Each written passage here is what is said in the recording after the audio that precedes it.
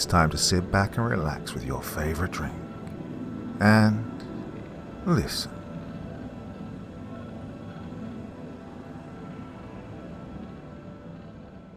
From the halls of Montezuma to the depths of outer space, the long deployment.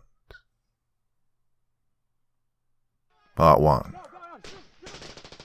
We're set. Go. Second squad picked up from their firing positions and fell back 35 meters to where the first squad had set up to fire. As soon as the last member of second squad passed the first squad's firing positions, first squad unleashed murderous weapons fire back in the direction that second squad had just come from. The 30 Marines of second squad continued falling back, passing the Marines of the third squad, who were 35 meters behind the first squad and getting into position to fire. Then, as the last Marine of second squad passed the third squad's firing position, the third squad leader yelled, "We're set. Go." The Marines of first squad, now 35 meters to the front of the firing line, ceased firing and picked up all their weapons, falling back towards the third squad's position. Once the first squad Marine passed third squad's position, the third squad opened up and the rhythmic thunder of assault weapons fire began ringing out again. In seconds, second squad was 35 meters behind third squad and in position to fire.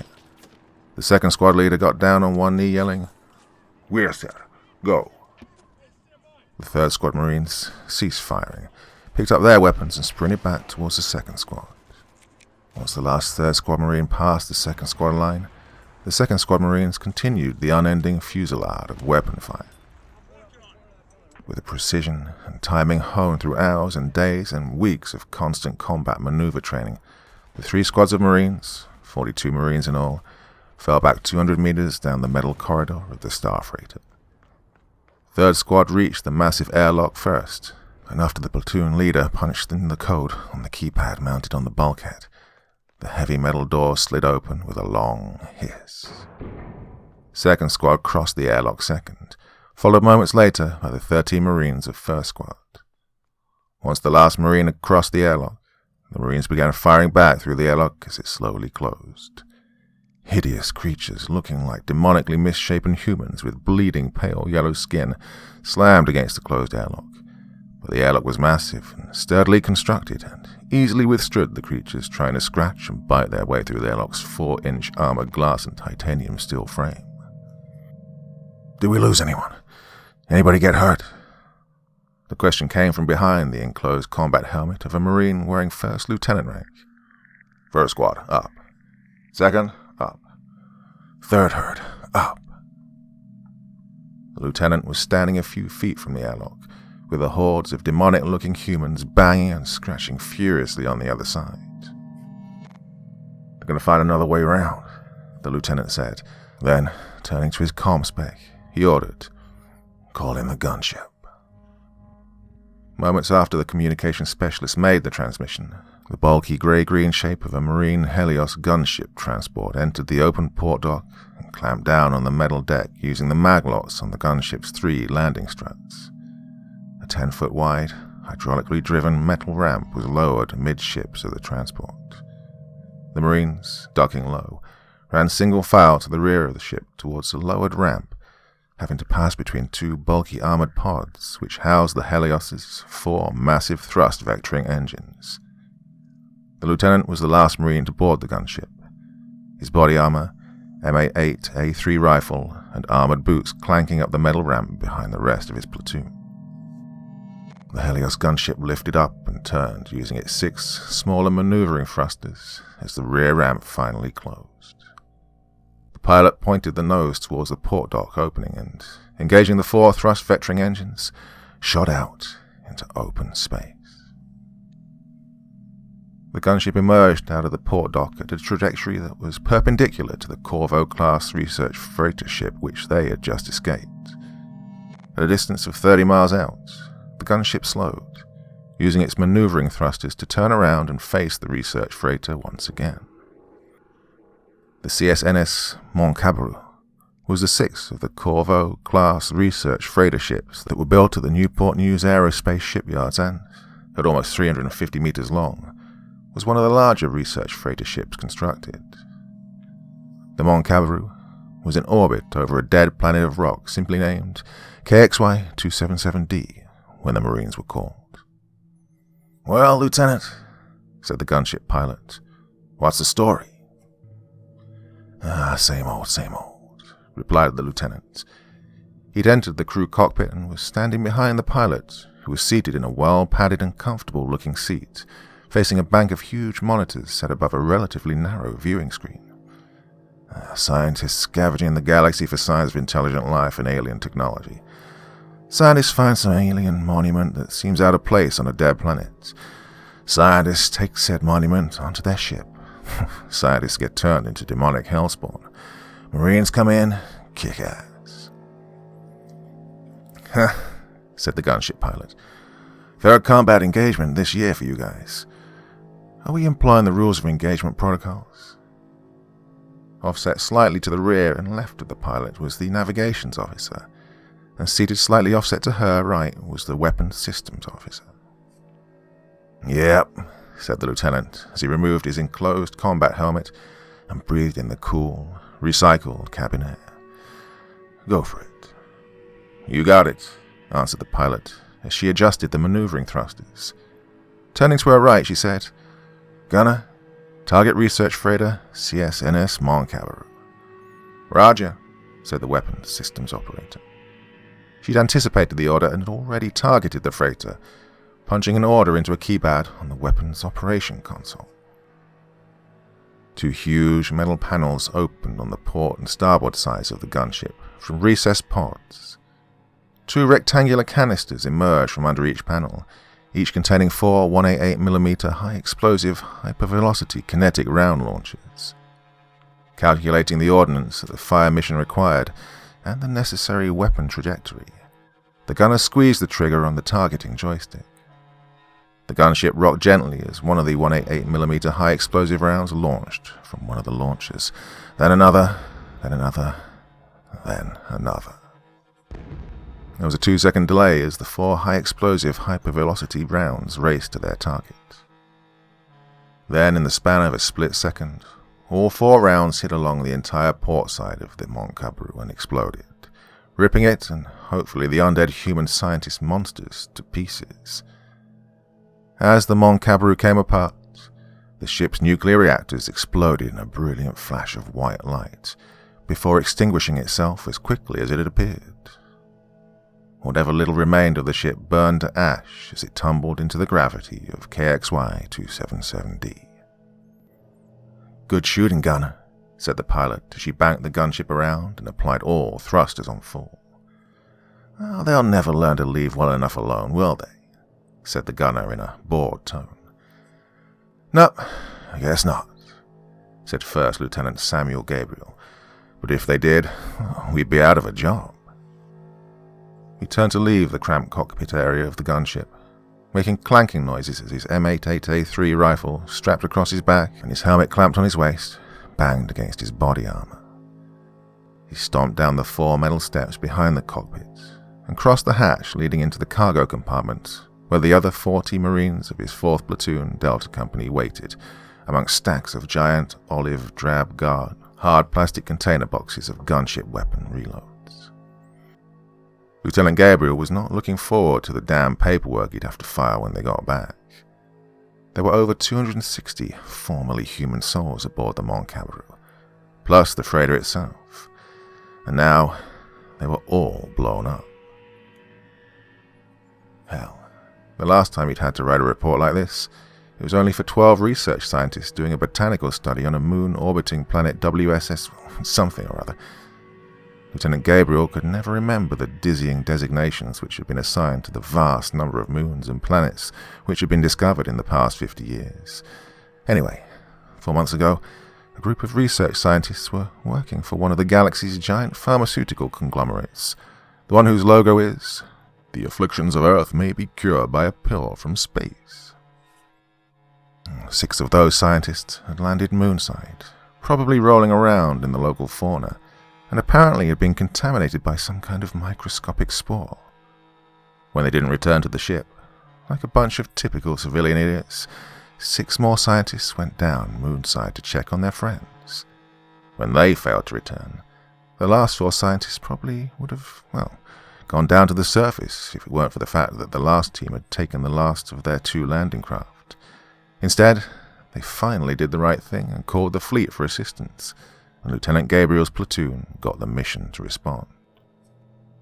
As it turned out, the spores had invaded the bodies of the 12 scientists, turning them into green, spongy, mossy, tentacled creatures. Lieutenant Gabriel would not have suspected that the creatures attacking were actually the missing scientists, until after his platoon was forced to blow them all away with small-armed weapons fire, and they discovered the scientists' identification badges deep inside the gooey green gore that used to be the spongy, mossy, tentacled creatures. The platoon incinerated the 2 landers with explosives before leaving Moon WSS whatever, and was designated off-limits for the time being. The platoon then spent an agonizing 24 hours in a decontamination chamber where none of the seals to the chamber could be breached, and therefore no food or water could be brought to the platoon. All of their uniforms, equipment, and weapons had to be surrendered and incinerated, meaning that all of the Marines had to share that one decontamination chamber, naked as the day they were born, which was awkward since 16 of the 42 Marines were females, making the 26 male Marines quite self-conscious. Afterwards, the entire platoon was kept in isolation, constantly being observed by doctors and medical staff. And after 2 weeks, when none of the Marines suddenly turned into homicidal geraniums, they were considered fit to return to duty. Well, that report was a nightmare for Lieutenant Gabriel to write, and this one would be worse. The Marines had unstacked and rearranged some of the plastic containers on the gunship's cargo bay to form makeshift benches and seats. Since the Helios gunship did not have hyperdrive capability, the stuff didn't need to be mag-locked to the deck and strapped down, as there was no danger of stuff flying around from hyperspace travel. The artificial grav would suffice. That's also why there were no restraining seats in the cargo bay for the Marines. They just sort of sat around, making themselves as comfortable as they could within the confines of that olive-drab metal bulkhead. Lieutenant Gabriel took a seat on one of the hard plastic containers, wishing that he had a fresh cup of coffee, and not the powdered Instabrew coffee that came in their mission ration meal kits, which tasted something like shoe polish dipped in dishwashing detergent. Oof, it will be a long 30-hour ride back to the carrier. "We saw the flash," said Staff Sergeant Tally, arcing her eyes. "Guess we nuked it." Lieutenant Gabriel yawned and nodded towards his second squad leader.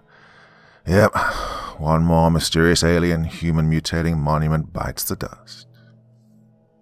Staff Sergeant Boyer, the first squad leader, handed Lieutenant a nice hot canteen of shoe polish and detergent-flavored coffee, and Lieutenant Gabriel accepted it gratefully. "We're a week short," Boyer said, returning to his seat next to his disassembled MA-8 rifle, which he was cleaning. "Then we come off rotation for the next few months." "Don't jinx it," said Tally, hitting Boyer on his shoulder. Had Boyer been wearing his armor, he wouldn't have felt the hits, but he wasn't, and Boyer realized Tally didn't pull her punches. "Oh," said Boyer. "Hoorah," he said, rubbing his shoulder. Normally, Gabriel's 4th platoon would be basking in the afterglow of their mission adrenaline rush. They'd just neutralized a level 1 threat con, unidentified alien mutating structure, and had escaped with 0 casualties, even though they were outnumbered 6-1 by near bulletproof human mutant demons. But 4th platoon was on week 3 of month 14 of their 15-month tour of duty, and they were tired. The Naval Fleet folks' tour of duty was less than half as long as the Fleet Marines, but the naval guys always received double the honors and recognition when their star cruisers pulled into space dock, even though the naval guys were usually cruising 350 miles to 400 miles above where the shooting was actually occurring. Gabriel's 4th platoon Marines were spread out all over the cargo bay, either preparing mission ration meals, cleaning weapons, playing Call of Duty the Beta Nebulous missions, watching movies on their interphonics, or playing cards. The other half of the platoon was laid out on the floor or on cots, fast asleep in their sleeping bags. Private Hauser, First Squad's automatic rifle gunner, was a fan of the classics and was watching the vintage comedy movie Predator. Lance Corporal Chapman, affectionately known as Chaps, was the platoon's medic. He was conducting an impromptu Bible study with about 3 other Marines. It never ceased to amaze Lieutenant Gabriel that folks still believed in one all-powerful being, even after everything they'd experienced in the galaxy. But that religious faith was as strong now as it ever was before. Gabriel took a gulp of the coffee, thankful that Boyer put enough sugar, creamer, and hot sauce into the brew to kill the taste. He pulled out his hard-case datapad and began tapping out a draft copy of his mission report. He was trying to describe the most effective way to eliminate the mutated human demons that they'd battled aboard Mont Cabaru, should the horrors ever be encountered again. "Hey, Jency," he yelled over to the platoon's flame rifle gunner, who was assigned to the 3rd Squad. "How do you spell incinerate?" PFC Chency was sitting cross-legged on the ground, playing spades with 3 other Marines. She looked up from her cards and turned to look at her lieutenant. "Incinerate? B-O-O-M. Incinerate."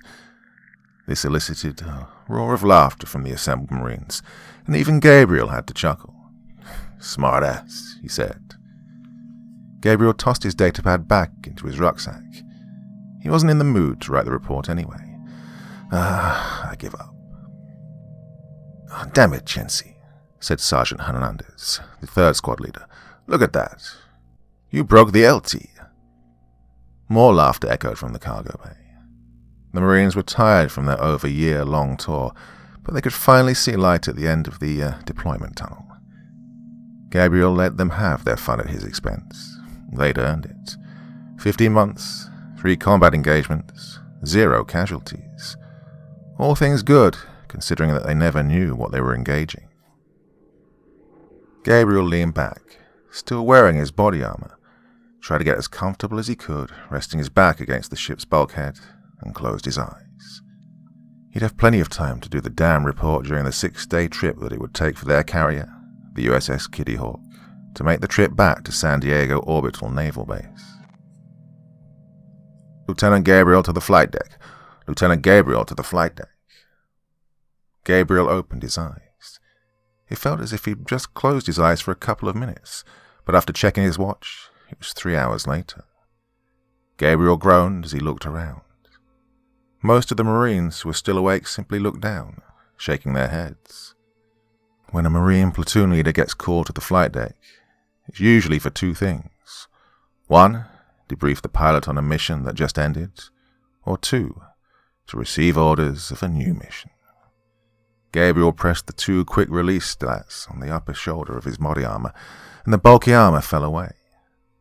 It was crowded enough in the cockpit without his clunking armor banging around. Gabriel got up, rolled his eyes, and disappeared through the hatch which led to the cockpit. Lieutenant Gabriel returned to the cargo bay relatively quickly. By then all of his Marines were awake and staring at him, pensively waiting for the bad news. Gabriel held up a hand, saying, "We're, taking a slight detour to rendezvous with the CSNS Maslev Wood, a luxury passenger liner. She's cruising around the Beltmore system about 10 hours from here." "Good Lord," said Private Hauser. "What is it now? Tall black skeleton-looking cyborg creatures with acid for blood that bust out of your chest?" "Fire-breathing mutated space dinosaur," said PFC Chency. Ugly, flabby-looking, flesh-colored alien with long fingers, but a kind heart who's just looking to call home," said Corporal Cotto, a rifleman in 2nd Squad. "No," said Lieutenant Gabriel. Geez, these Marines had been watching too many of Private Hauser's vintage sci-fi comedy classics. "We're just picking up a VIP to transport to the carrier. The CSNS Maslov Wood had engine trouble and is under tow to the Beltmore Orbital Star Docks."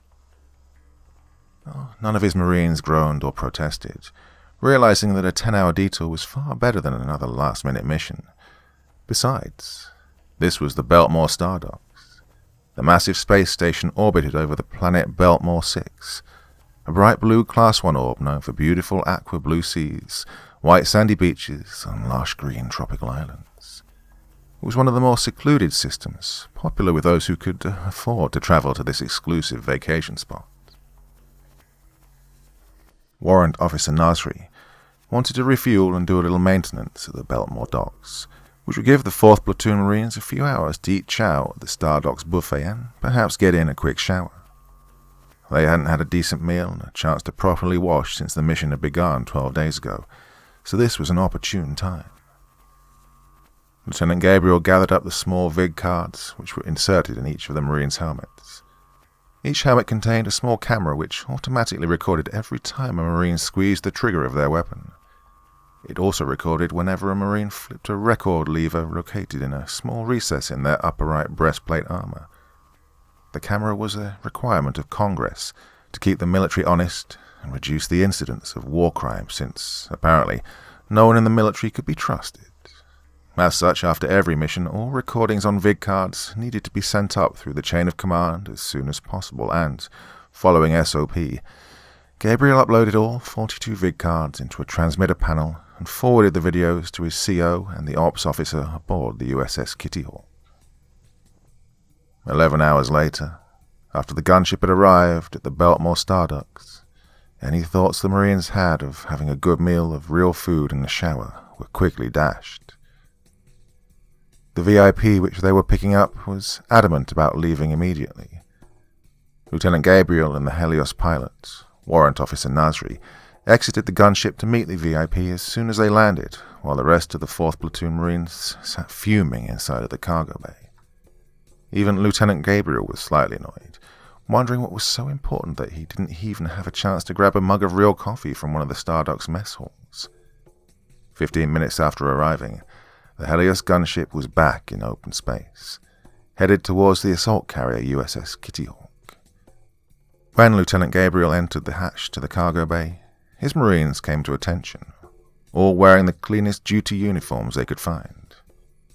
"At ease, Marines," said Lieutenant Gabriel, stepping aside to allow the VIP to enter. The VIP ended up being a young lady in her mid-20s. She was dressed in a tight-fitting, elegant designer white pantsuit combination with matching designer heels. She had a somewhat long face with a nose that seemed a bit too large for her face and thin lips which barely covered a noticeably large overbite. Her wavy brown hair, usually done up glamorously, sat listlessly to her shoulders, but her eyes were a striking blue. "Marines," said Lieutenant Gabriel, "this is Miss Seashell Killari, daughter of Senator William J. Killari. She's on an important diplomatic mission, which is why we need to leave Beltmore Station in a hurry." Lieutenant Gabriel stepped aside, allowing the senator's daughter to enter the cargo bay. "I apologize for the austere accommodations, Miss Killari, but we've rearranged the gunship weapon containers to form a separate space so that you can have your own privacy. We've also set up a couple of cots inside the space for you." Then, turning to his platoon, Gabriel said, "Marines, let's get Miss Killari's baggage inside the bay." She wrinkled her nose and looked with barely disguised contempt at the Marines, who were still standing at parade rest. "Oh my God, do you people even bathe? This place smells like a barn." "Oh, I'm sorry, ma'am," said Staff Sergeant Talley. "Well, we've been on a mission for almost 2 weeks and this gunship doesn't have shower facilities. We apologize for the scent." Staff Sergeant Talley raised her eyebrows, wondering what Seashell Killari was talking about, since Talley didn't smell anything unusual. "Oh, I know all about your so-called mission," said Killari. "It was all over the GNN vid feeds a couple of hours ago. You people nuked an innocent research freighter simply because they found something that you gun-toting Neanderthals didn't understand." The Marines gave her a sharp look, but said nothing as Lieutenant Gabriel pierced them all with a stern gaze. Inwardly, Gabriel groaned. Galactic News Network, he thought to himself. All the slanted opinion pieces that were fit to broadcast. Gotta love 'em. Gabriel cleared his throat. "Yes, ma'am. We've made your area as large and spacious as we could, and there's plenty of space for your baggage. We'll try not to bother you for the duration of your trip to the kiddie hall."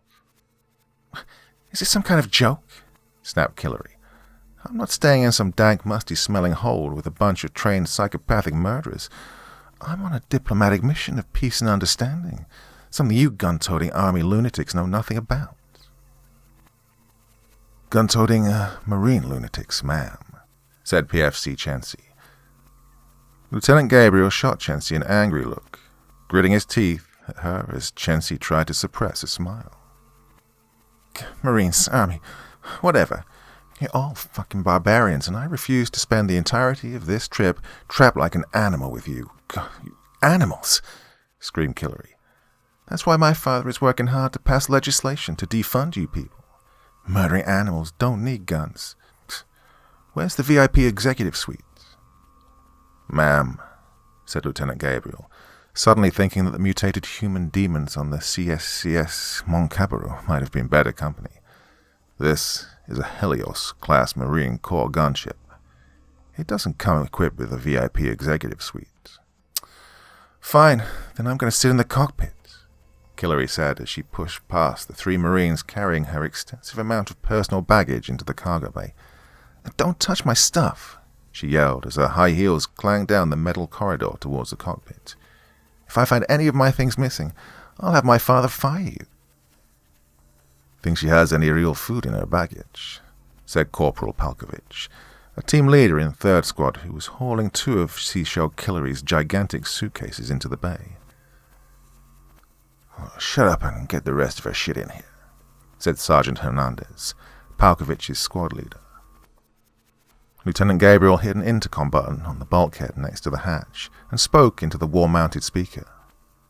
"Heads up, cockpit. Miss Seashell Hillary is on her way there." "We heard, Lieutenant," replied Warrant Officer Nasri with all the enthusiasm of watching paint dry. "Roger," said Lieutenant Gabriel. "Be advised that we are locking the hatch behind her. Have a nice flight." "Asshole," said Nasri. As Miss Seashell Hillary insisted on sitting in the cockpit, the ship's gunner ended up going back to the cargo bay with the rest of 4th Platoon, while the Senator's daughter took the gunner's seat.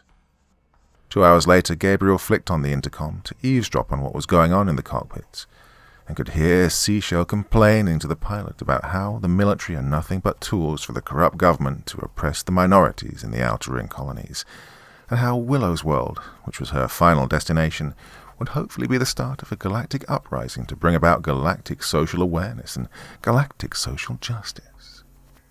He shut off the intercom, took a nap, and turned it on again 2 hours later. Oh, he could hear Seashell still complaining, this time about how it was going to take some kind of universal social awakening before the rest of the galaxy realized that the lives of the minorities working on the resort planets mattered.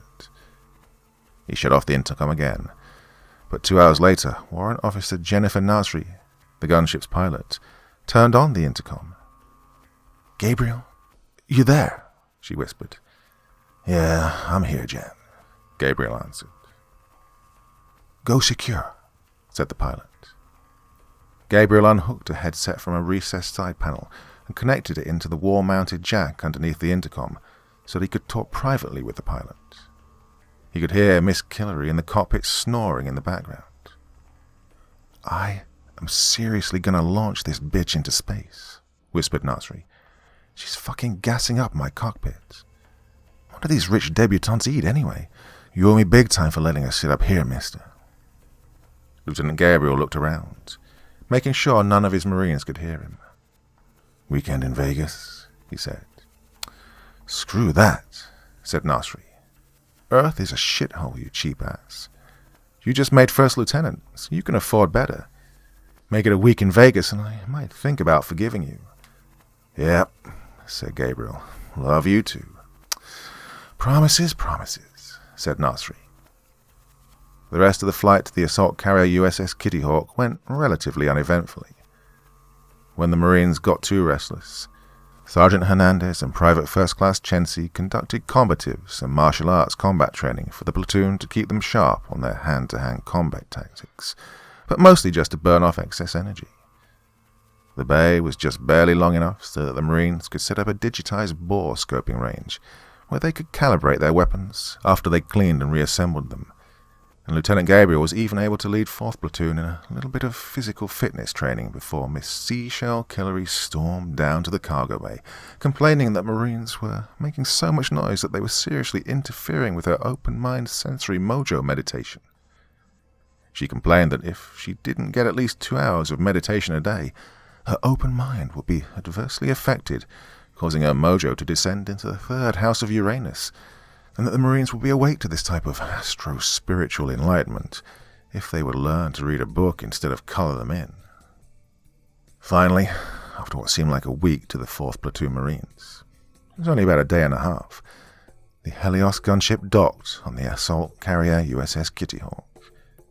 The Kitty Hawk was the 9th naval vessel to bear the name and, as an assault carrier, carried 1 squadron of 14 aerospace superiority fighters, 1 squadron of 14 multi-role aerospace fighters, and 2 squadrons of 16 Helios gunships. She was smaller than a regular Triumph-class carrier, which could carry twice as many fighter squadrons, but the Kitty Hawk was as fast and more heavily armored and carried the armament of a battle cruiser. A civilian sub-r-ddit-class shuttle was already docked in the hangar bay awaiting Miss Seashell Killery, who was all too eager to get away from all these toxic warmongering, baby-killing idiots in uniform. She stormed off the Helios back ramp, yelling behind her to the Marine Corps goons to be careful with her baggage, reminding them that if even one of her imagined galactic peace buttons was missing from one of her baggages, there would be hell to pay. For their part, the Marines were more than happy to help Miss Killery move her things to her awaiting shuttle, which, no doubt, had an executive VIP suite. Gabriel's Marines were just glad that a long mission which capped off a long deployment was coming to a close, that a few months of well-deserved rest and recuperation awaited them before they'd be expected to head out into space again. A tall, skinny young man with dark, wavy brown hair emerged from the civilian shuttle and hugged Seashell, looking derisively at Lance Corporal Chapman, Private First Class Chency, and Corporal Palkovich, as they hauled all of Seashell's baggage into the luxurious VIP shuttle. As they hugged, Seashell regaled the tall young man with stories about how she put the Marines in their place when they harassed her and attempted to steal her belongings during the trip from Beltmore Station. Having stacked all 12 of Seashell's large baggages into the cargo hold, the 3 Marines debarked the luxurious civilian shuttle to rejoin the rest of their comrades, who were unloading the Helios gunship. The skinny young man turned, angrily yelling to the Marines to stop. Looking at each other, Chapman, Chency, and Palkovich stopped and turned to walk back to where Seashell and her tall gentleman friend were standing. "What's up, buddy?" said Palkovich. "Buddy? Buddy?" the young man said in an overly aggressive and offended voice. He puffed himself up, looking to Seashell for reassurance. She smiled and nodded approvingly.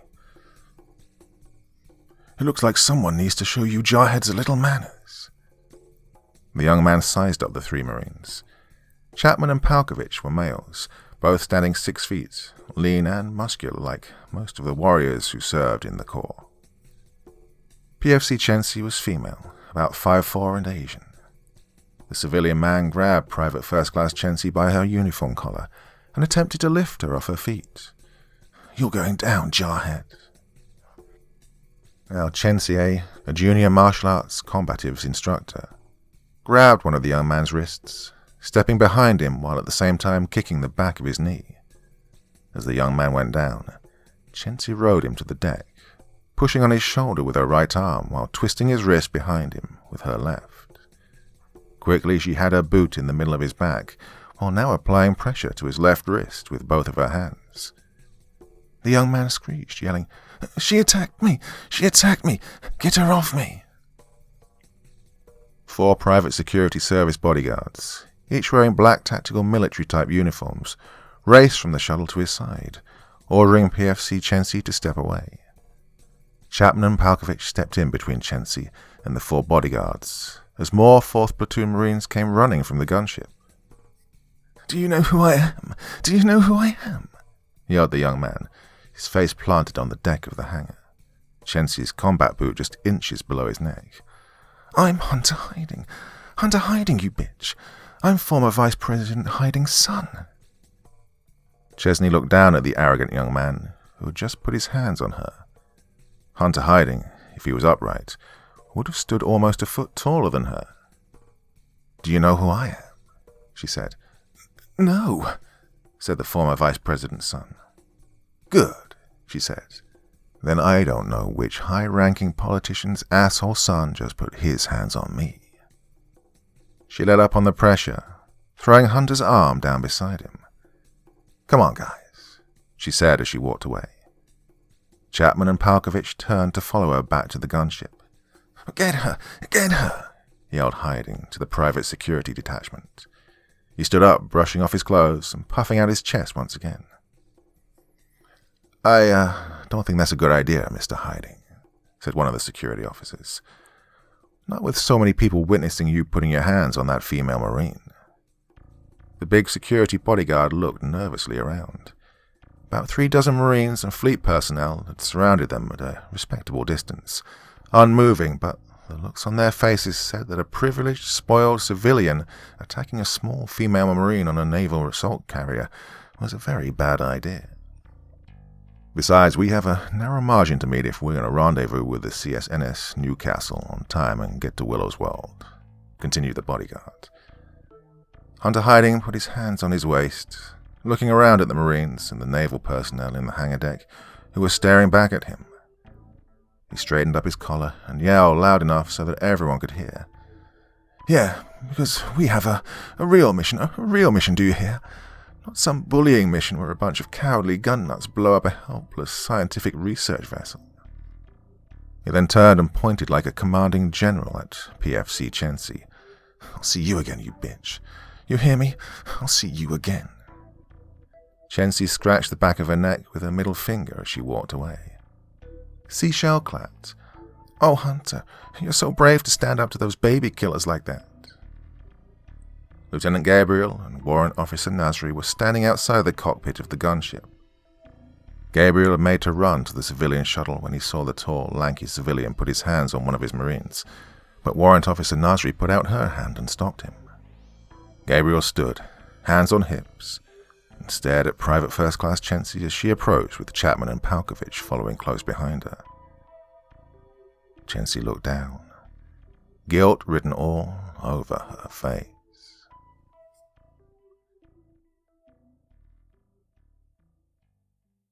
Part 2.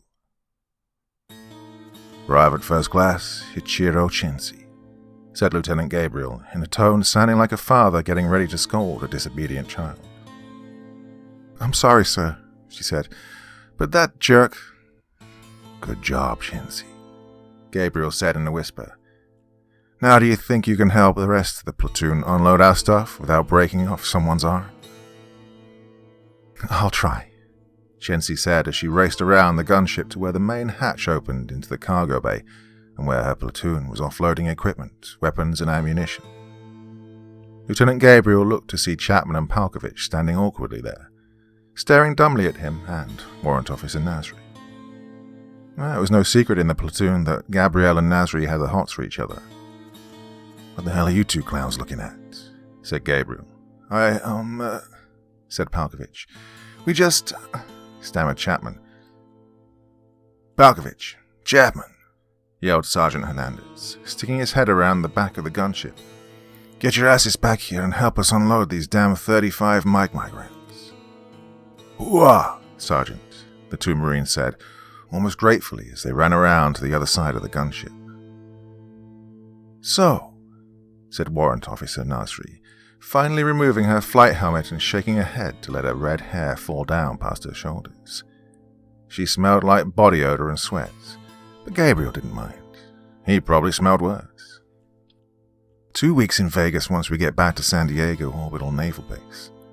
Wait, what? Said Gabriel. I thought you said 1 week. Sam, she said, if you smelled the inside of that damn cockpit, geez, that VIP that you saddled me with blew up the whole place when she slept. I mean, she played her ass trumpet like a champ. And now my personal battle space smells like caviar, boiled eggs, and high society. It's Gonna take a week just to air out my gunship. No, 2 weeks, mister.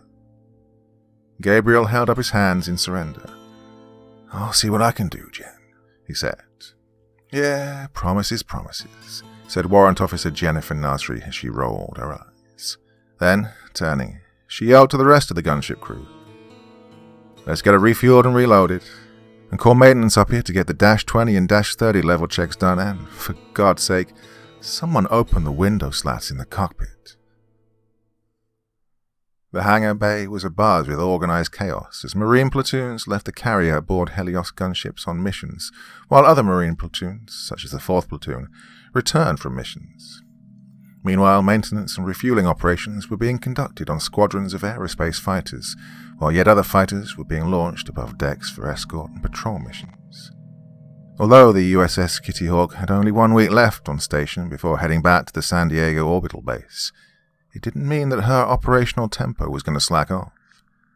The Kitty Hawk's crews would be busy almost until the hour she was scheduled to leave station, to be replaced by the assault carrier USS Ranger.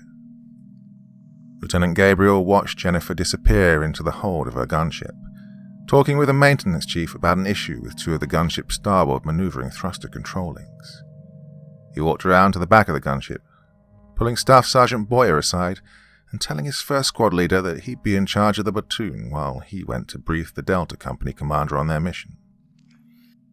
He instructed Boyer to make sure that the platoon got fed and showered after the squad and team leaders ensured that all the equipment was clean and serviceable, and function checks were conducted on all the weapons and turned into the company's arms room. He also wanted all ammunition accounted for, and called for all NCOs to be in the company conference room in 2 hours. By this time, post-mission activities were all routine for this well-oiled platoon of combat seasoned Marines, but Lieutenant Gabriel still had to go through the formality of telling Staff Sergeant Boyer what he expected during his absence. Boyer was smirking. What? Said Lieutenant Gabriel. My brother manages a hotel on the Vegas Strip. Boyer's thin mustache curled up like a smiley face. I can get you and Warrant Officer Nasri a good deal on a room when we get back. Shut up, said Gabriel, laughing. He turned and left the hangar, knowing that his platoon was in good hands, and stepped through a hatch which would lead down to a lower desk where the 2 companies of Marines were housed. He didn't even notice when the VIP's fancy civilian sub-r-ddit shuttle took off. The commander of Delta Company was a short and stocky Marine named Captain Marco Sims, who liked his briefings just like he was, short, to the point, and with no bullshit. He'd been Delta Company commander for the past 2.5 years, and was up for promotion to major once this deployment was over.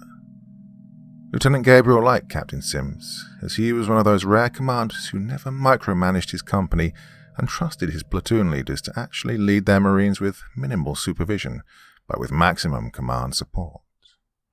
I'm not gonna shit you, Sam, said Captain Sims. The Vice President's son and Senator Killery's daughter are threatening to bring you up on war crimes accusations for destroying the Mont Cabaru. But the vid card feeds which you sent back, along with the final vid feeds we received from the crew of the Mont Cabaru, before they all morphed into real-life Hells Angels, more than support your initial reports of what happened during your mission. You have my full support as well as the support of the detachment commander and the commander of the K-Hawk. Hell, even Fleet Command will vouch that you'd fully follow the rules of engagement for this type of incident. No good deed goes unpunished, sir, said Gabriel, finally taking a sip of real coffee that he'd snagged from the galley. Yeah, agreed Captain Sims. I'd expect them to file some kind of complaint after their little jaunt to Willow's World is complete, especially since little Chancy put the former VP's son down on the deck. Again, it probably won't go anywhere, but it will more than likely show up on your fit rep when you come up for promotion. Lieutenant Gabriel shook his head, wondering how bad it would really have been if Jennifer had actually ejected Senator Killery's daughter into space. He closed his eyes, trying but failing to remove such an unprofessional thought from his head. Willow's World, he said instead. Yeah, apparently there's some local disturbance there, and the popular narrative that's being broadcast on our favorite galactic news network is that the colonists are protesting against the president's oppressive and racist policies against the Outer Ring colonies. Well, the former vice president and Senator Killery are looking to unseat the president in the fall, so they sent their kids to Willow's World to address their issues against President Helania, so that they can use it to hurt her in the elections. Gotta love politicians, said Lieutenant Gabriel, remembering something Hunter Hiding said about his father wanting to defund the military. Create the narrative, then set out to prove the narrative's true. I'm glad we aren't part of that circus sideshow. Same here, said Captain Sims. I'd almost rather turn down my promotion to Major and forego shore duty at some Earth base to stay deployed out here in space where we're safe from all that political bullshit. Oh, I'll drink to that, sir, said Gabriel, raising his cup of coffee to his commander. Anyway, Sam, good job, said Captain Sims. You completed the mission and brought all your Marines home. Can't say the same for Golf Company's first platoon. What happened with them? Asked Gabriel, remembering that he and the Golf Company first platoon leader graduated OCS together in Quantico.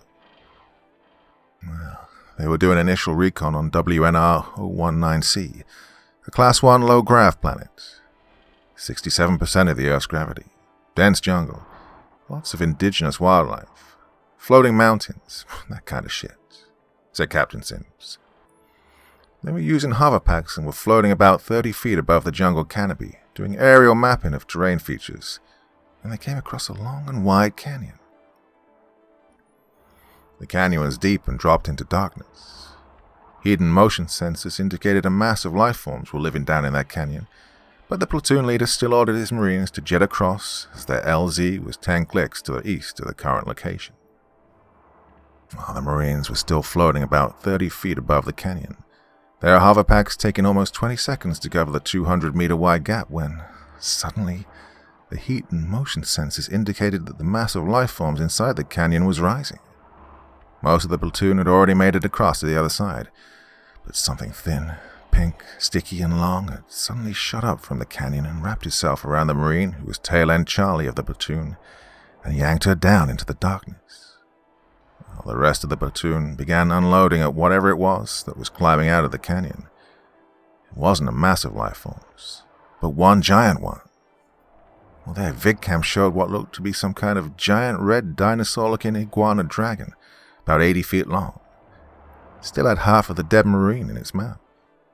Well, anyway, they hit the thing with their 20mm canyon and 35mm auto grenades until it toppled back into the canyon, but all that firing had stirred up a bunch of long-necked flying alligator things with web wings which flew out of the canyon.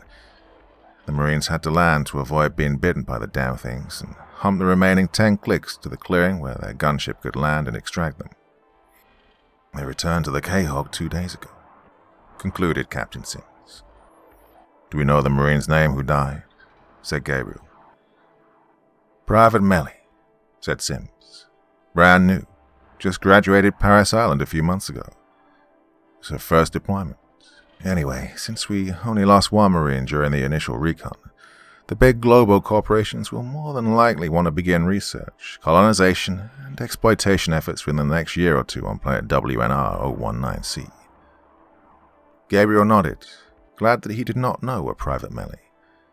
When he had the chance, he'd make his way to Golf Company's area and offer his condolences to his friend. He knew from experience that it was hard for a new platoon leader to lose a Marine.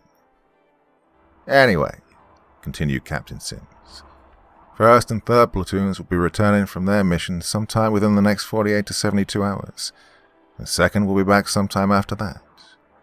Your 4th platoon has downtime for the next 48 hours, after which 4th platoon will be the ready platoon should any other mission come along. I'll have either 1st or 3rd relieve you afterwards. Although this close to us leaving the station, I don't expect that we'll be handling any more missions. In the meantime, get some rest and see about reserving your vacation in Vegas. It's the tourist season, so you'll need to get them in early. Good to go, sir, said Lieutenant Gabriel, coming to attention and saluting his commander, all the while wondering if there wasn't anyone on the US Kitty Hawk that didn't know about him and Warrant Officer Nasri. He had enough time to take a long, hot shower and get dressed in a clean set of duty uniforms, before heading down to the galley for a sandwich and another mug of coffee. Refilling his mug again, he strolled back into the Delta Company conference room, where he had his debriefing with the commander earlier. As expected, his 3 squad leaders, Staff Sergeant Talley, Staff Sergeant Boyer, and Sergeant Hernandez, were there along with team leaders Sergeant Barlow and Corporal Hatcher of 1st Squad, Corporal Coddle, and Corporal Parker of 2nd Squad, and Sergeant Watson and Corporal Palkovich of 3rd Squad. Although corporals weren't officially considered NCOs, they were still given the duties of NCOs, and Lieutenant Gabriel felt that it was important that his corporals also attended his NCO leader meetings, as it gave them more experience and insight into their duties once they finally advanced in rank to become actual sergeants.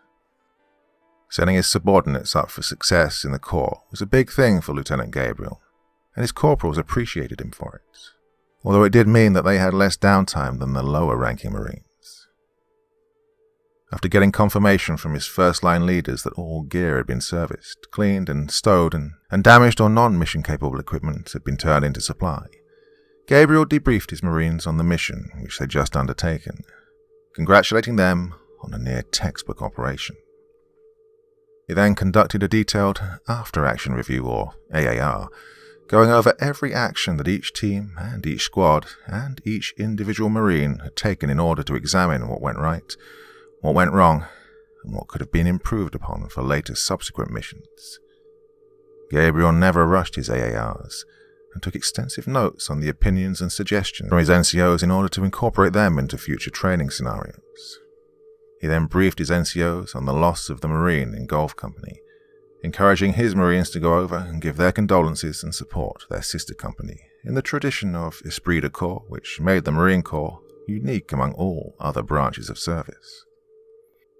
Finally, he informed his first-line leaders that they were off duty for the next 48 hours, and to relax and decompress, as they should be the ready platoon after their 48-hour downtime was over.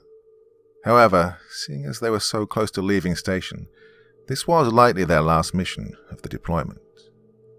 Congratulating them once again on a job well done throughout the last 15 months, he gave his NCOs one last assignment to submit the recommendation paperwork for their subordinates to receive awards and honors. In particular, he wanted to submit little Private First Class Chensi a recommendation for award, as she literally ran her flame gun dry holding off the mutated human creatures at a particularly narrow corridor inside Mont Cabaru as they made their withdrawal to the airlock. Not a bad feat considering Chensi wasn't even of legal age to drink yet. The briefing lasted close to 2 hours before Lieutenant Gabriel finally released his first-line leaders for the day. Usually he was loath to keep them so long, but seeing as this would likely be his last briefing with them before the K-Hawk made its way back to Earth, he felt it was appropriate. Once the Kitty Hawk entered hyperspace, his Marines would have next to nothing to do for the next 6 days until the carrier came out of hyperspace around Uranus's orbital path, after which the Kitty Hawk would basically coast for the next day or so, while her reverse thrusting engines slowed her speed until the assault carrier finally reached Earth orbit.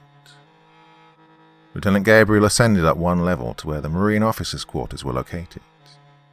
Though his quarters were still cramped, he had considerably more space than his enlisted Marines, who usually slept 6 or 7 to a bay. He shared his quarters with one other Marine officer, a gunship pilot who was currently out on mission with 2nd Platoon, Delta Company, and not scheduled to return for at least 3 to 5 days. Finally, alone for the first time in almost 2 weeks, Gabriel again fished out his datapad from his rucksack and racked his head on how to submit his report without sounding like he wrote it in crayon.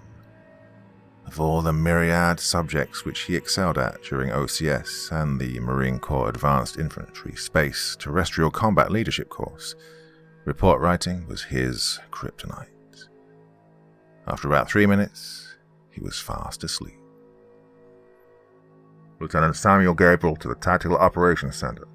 Lieutenant Gabriel to the TOC, came a robotic-sounding voice over the ship's internal comm system, which echoed down the Marine barracks area and inside Lieutenant Gabriel's quarters. Gabriel's brain said, "Oh shit," before he became fully awake. It had been 5 days since his 4th platoon returned to the USS Kitty Hawk from their mission, and only 48 hours before the K-Hawk was to leave station. The USS Ranger had already arrived on station 3 days ago, cruising 30 clicks off of the K-Hawk's starboard side as the K-Hawk's crew conducted the battle handoff to the newly arrived assault carrier. 48 hours. The powers that be couldn't give 4th Platoon 48 freaking hours before something called, needing his Marines to save their asses from Space Boogeyman. But to be fair, 1st and 3rd Platoons had only returned 2 days ago, so they were still technically on their 48-hour downtime, while 2nd Platoon returned to the K-Hawk just 10 hours ago. Gabriel's roommate, the gunship pilot working with the 2nd Platoon, was in his rack, snoring. Groaning, Lieutenant Gabriel rolled out of his rack and pulled on his duty uniform top. He considered getting in a quick shave, but decided against it and quickly made his way to the TOC, which was several levels above where the Marines were staying, in a part of the assault carrier's superstructure that overlooked the flat top's hangar deck and fighter launch platforms. He entered the very well-lit Tactical Operations Center with its 3D navigational tactical maps of the rim worlds, galactic positioning and tracking matrix of all spaceborne traffic lanes and hyperspace jump points, as well as countless other data streams which were projected on monitors and computer screens and watched over by dozens of fleet personnel. On the large conference table that was the centerpiece of the TOC, a 3D image of a planet was suspended over a circular projector in the middle of the table. At the table studying the rotating planetary image was not only Captain Sims, the Delta Company commander, but also Major Halfaker, the Marine Battalion's detachment commander, as well as Captain Von Luck, the USS Kitty Hawk's commanding officer, and Rear Admiral Hipper, the Naval Fleet commanding officer, as well as several other officers who outranked Lieutenant Gabriel. Immediately he regretted not getting a shave, but still entered the TOC as if he owned it. He came to attention and offered a sharp salute to the assembled officers, but faced Rear Admiral Hopper, the senior ranking officer. Lieutenant Gabriel, 4th Platoon Delta, reporting as ordered. At ease, Lieutenant Gabriel, said Rear Admiral Hipper. Thank you so much for quickly coming. Please step up to the conference table. I apologize for calling you. I know you and your Marines have just come off a mission, but this developing situation is critical. No need to apologize, sir. That's what the Marines are here for. Lieutenant Gabriel approached the conference table, nodding to Captain Sims and Major Halfaker, who, in return, nodded back. He studied the 3D projection of the rotating planet displayed hovering 2 feet above the table. The illuminated data plaque projected underneath the planet read, Planet BHO 666A, Class 1, Atmosphere, breathable, no external tanks required, gravity 0.982% less than Earth. And Gabriel's heart sank when he read the planet's name. Name designation, Willow's World. Commander Dixon, said Admiral Hipper, turning to a slender female naval officer whose light brown hair was tied in a tight bun behind her head. Could you please give us a brief rundown on the latest history of Planet BHO 666A, called Willow's World? Yes, Admiral, Commander Dixon, the Naval Intelligence Officer, began. Planet BHO 666A, named Willow's World after the astrophysicist Carter Willow, who discovered it while charting the rim worlds a decade ago, was finally colonized 8 months ago when the colonizer ship CSNS Sydney Point reported that she was in orbit around the planet and was preparing to make planetfall. Like all Magellan-class colonizer ships, the Sydney Point is large, roughly the size of one of our Triumph-class carriers, and holds approximately 6,000 colonists and crew, along with equipment, vehicles, terraforming modules, and construction materials to begin building a viable and profitable colony. Before descending, the CSNS reported a slight anomaly on the planet's surface, but nothing seemed out of the ordinary, and there were no distress or alert beacons which followed. That was the last transmission we received from the Sydney Point. We've not heard from the Willow's World colony since then, and they've missed their monthly status reports back to Earth.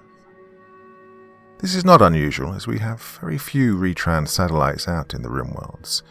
So, while rare, it's not beyond the norm for colonizer transmissions to not reach Earth for months after their broadcast. For instance, Sophia Colony was dark for 2.5 months before we received word that their colony was up and running, and Beltmore 6 was dark for 3 months before we got word that they were progressing nicely.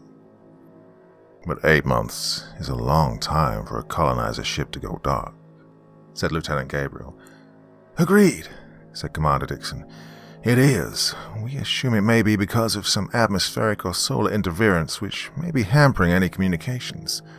Plus, we do not have any retrans satellites in that sector, so a transmission from Willow's World will likely take longer than usual to be received. So we'll be doing sort of a health and welfare inspection for the Willow World colony, said Gabriel. Well, not exactly, said Admiral Hipper. I mean, your mission is to ascertain the status of the colonists there, but your platoon's main focus will be asset recovery. Sir, said Gabriel. Another naval commander, this one the chief operations officer, spoke up. About 6 hours ago, we picked up the following transmission from the CSNS Newcastle in orbit around Willow's World. That's the luxury starliner which brought Vice President Hiding's son and Senator Killery's daughter to the planet. Take a listen, he said, signaling a comms technician to replay the transmission. A garbled and heavily static noise filled the room, with warbling that increased and decreased in pitch and tone. Lieutenant Gabriel tilted his head, trying to make out any voices in the sea of static and interference which sounded like electrical ocean waves crashing on shore. Suddenly, a frantic male voice came over the speakers. I'd made CS Newcastle being landed for Mayday. Lieutenant Gabriel leaned back, crossing his arms in contemplation. Sounds like the CSNS Newcastle sent out a mayday while in orbit above Willow's World. The speaker used the word being, meaning that something external had happened to the ship. And, did I hear the words planetfall? Well, that's what we think we heard as well, said Major Halfacre. But the CSNS Newcastle wasn't designed for planet-side landings, as it doesn't have landing struts.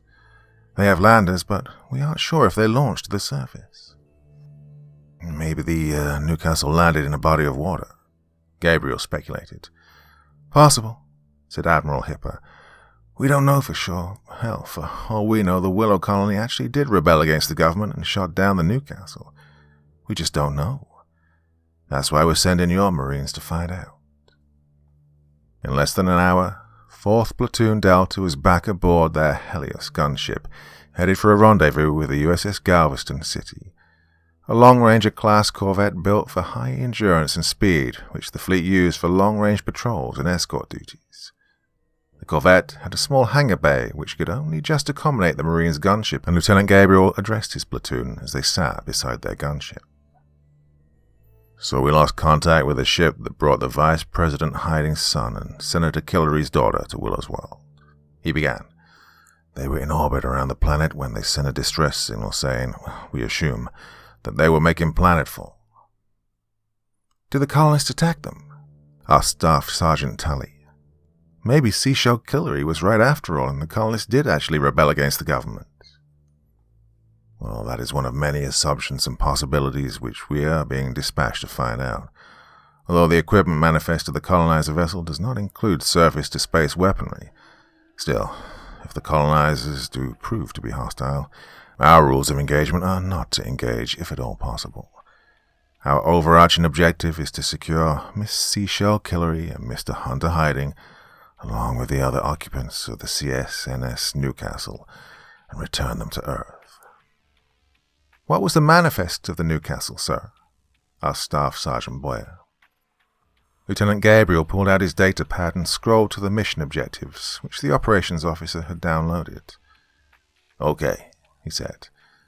The CSNS Newcastle had a complement of 22, including 16 ship's crew, the 4 hired security bodyguards, and the 2 VIPs from the opposition party sent to show solidarity with the colonists against the current administration.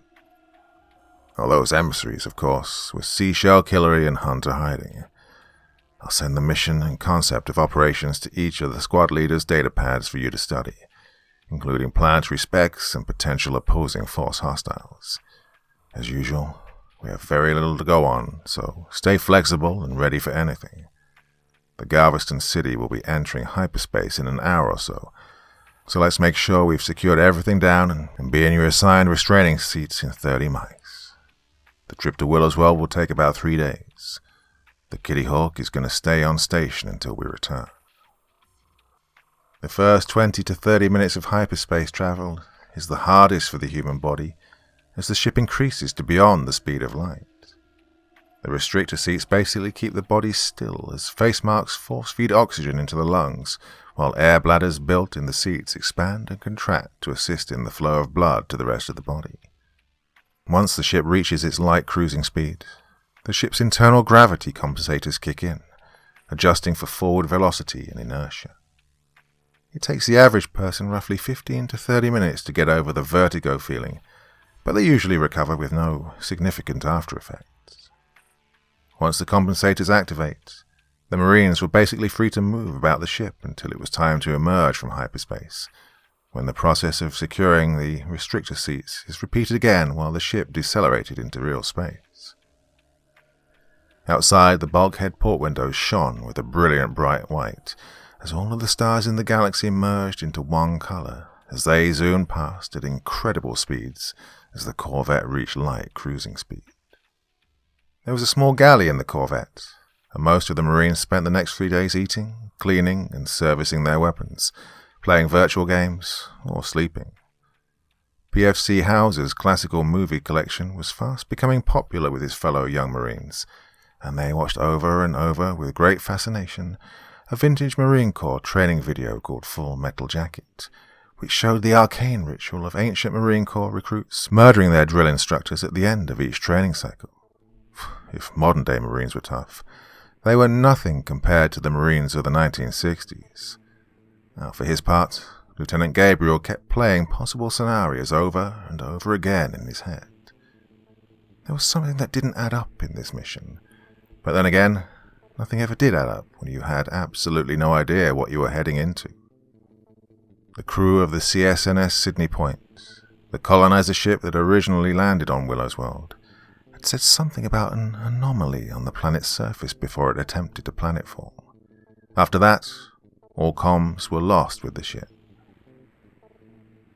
The opposing party emissaries, led by Hunter Hiding and Seashell Killery, then travelled to the planet on a goodwill mission, assuming that all was well and the communications blackout was simply the result of the colonists staging a revolt against a president that was disliked immensely by her political rivals.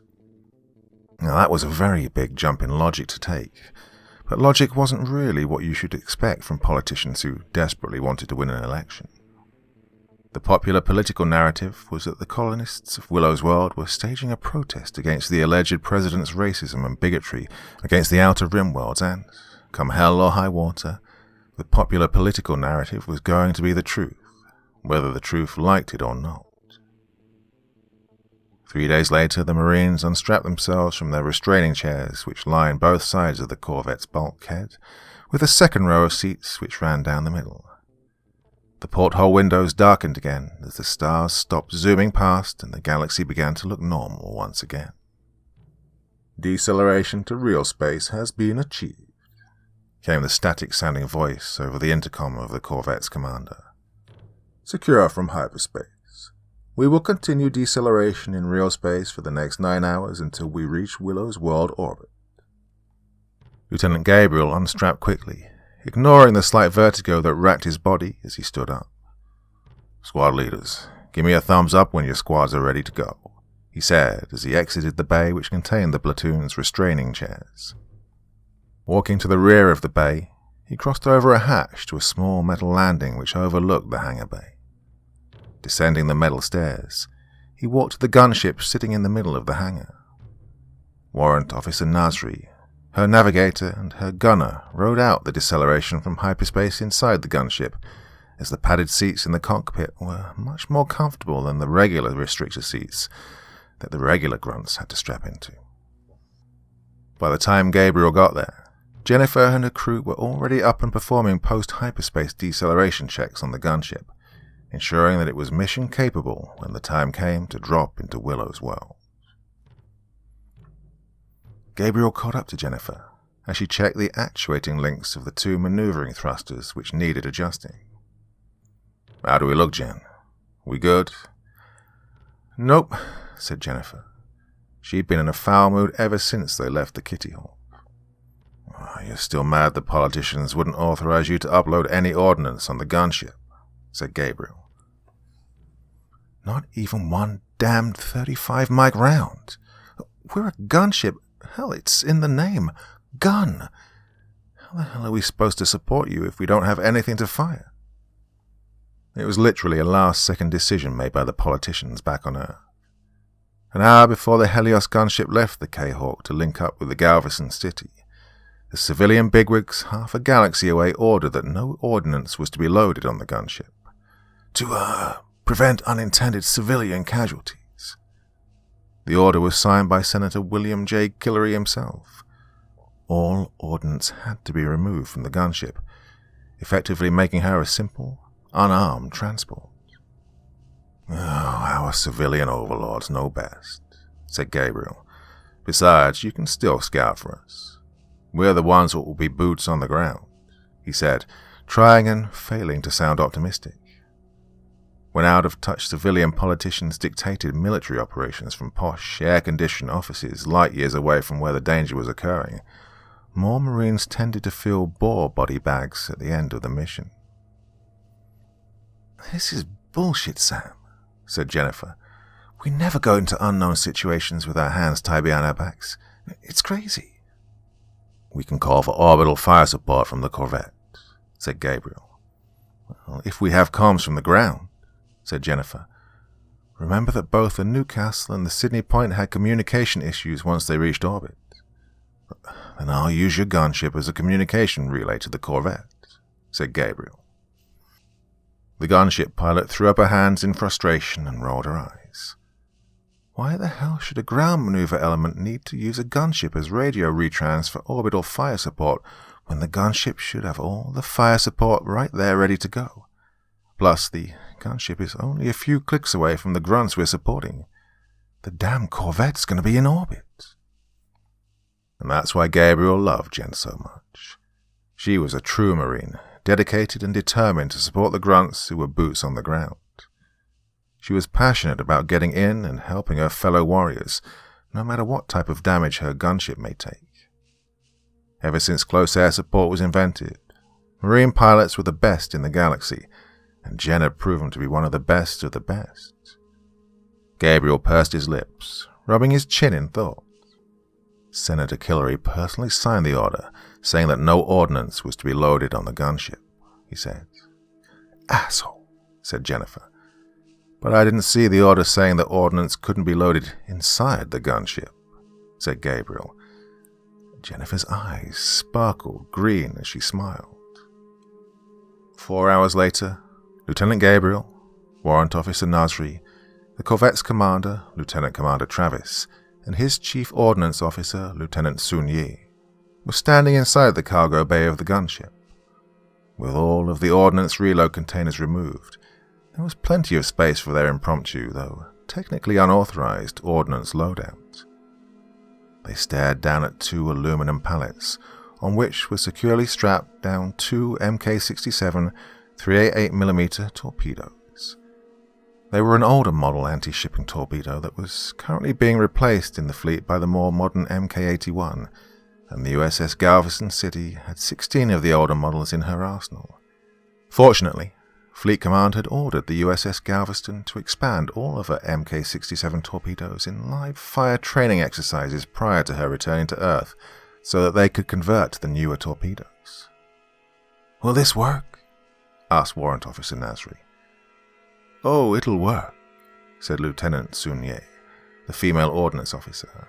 "We've removed the internal guidance systems and the primary and secondary propellant sources from these torpedoes, and filled the space with additional explosives, in effect making each of these torpedoes a 350-pound dumb bomb. The fuses have been set to PD, or point detonating, but we've also installed secondary detonators that are set to go off 5 seconds after the ordnance leaves the gunship, or bomb ship as it were. You can use the retractable rollers in the cargo bay to roll the ordnance out of the back ramps, flying straight and level, but I would suggest you pitch up at an angle of at least 15 to 20 degrees before rolling them out to give yourself a greater measure of safety and accuracy. Keep in mind, said Lieutenant Commander Travis, the corvette's commander, this isn't the most accurate way of ordnance delivery. Dropping dumb bombs out of the back of a gunship isn't the most optimal course of action. Remember that you'll have to calculate angle, trajectory, arc, wind speed, gravitational pull, and even then, weapon delivery on target will be tricky. I'd say any attempt to deliver the ordnance within 500 meters of friendly forces would be dangerously close. Warrant Officer Nasri nodded, looking at her weapons systems officer. Think you can handle those calculations, Aaron? I'm from Kentucky, Second Lieutenant Aaron Vargas said. Windage is my specialty. A few hours later, they'd assembled again on the bridge of the corvette. Gabriel also had his squad leaders with him, although that made the cramped bridge feel even tighter. But they needed to know what they were inserting into. The Galveston city was well within range to pick up Willow's World on long-range monitors, and Commander Travis had it pulled up and magnified on the large display screen. What they saw was a planet roughly 91% the size of Earth, which boasted green continents and bright blue seas which seemed to cover a third of the planet. White blankets of clouds floated lazily overhead, presenting the picture of an almost perfect-looking Class 1 planet. Life scans revealed a multitude of carbon-based organic life forms on the surface of the planet and in the seas, but there were no traces of radio signals or any other technologically produced communications. Well, this was troubling, as if the colony had successfully landed, or if Hiding or Killery's ship were in the area, there would certainly have been some type of indication, even if the corvette's planet-scanning sensors weren't as powerful or sophisticated as her larger-class sister ships. We have achieved orbit, sir, approximately 250 miles above her surface, announced the helmsman. Very good, Lieutenant, said Travis. Keep us steady on this orbital trajectory. Let's do a few sensor passes before we commit to anything. A few moments passed as the lovely blue-green planet, so much like Earth, rotated serenely below. Suddenly, a chief petty officer monitoring the topographic scanners announced, Sir, I've got an anomaly on what appears to be the northern continent, just above the planet's equator. Put it on screen, please, Chief Morgan, said Commander Travis. A second screen appeared, overlaying the main viewing screen as Chief Morgan magnified what his sensor had picked up on the surface. In the middle of what appeared to be a lush, green, unspoiled landscape of rolling hills, mountains, and plains, sat a dark grey patch of land which seemed to be stamped right in the middle of its surroundings. This dark patch of land looked to resemble dead Earth, and was roughly circular in shape. Diagnostics, Chief Morgan, said Commander Travis. All sensor tests are green, sir, answered Chief Morgan. That is no glitch. Whatever that anomaly is actually on the surface of the planet. Helmsman, said Travis. Put us in geosynchronous orbit over the anomaly. Chief Morgan, magnify the anomaly to maximum. Aye, sir, said Morgan. The dark anomaly increased on the monitor, now revealing the giant slabs of basalt-colored rock, deep crevices, and desolate canyons of the black, dead landscape. And ships.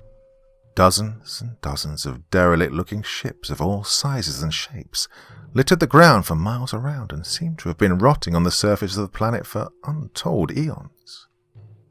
Their destroyed hulking shells towered above the bleak and forlorn landscape. Whatever the ship's original colors were, they were all now black with age and covered in ash and soot, and displayed varying stages of decay.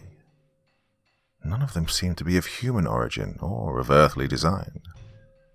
There was a collective gasp in the bridge as Commander Travis said, Chief, What is the area of land we're looking at?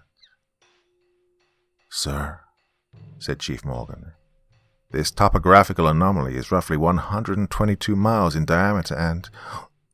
Hang on, sir. Sir, there seems to be some kind of slight energy spike coming from the exact center of the anomaly.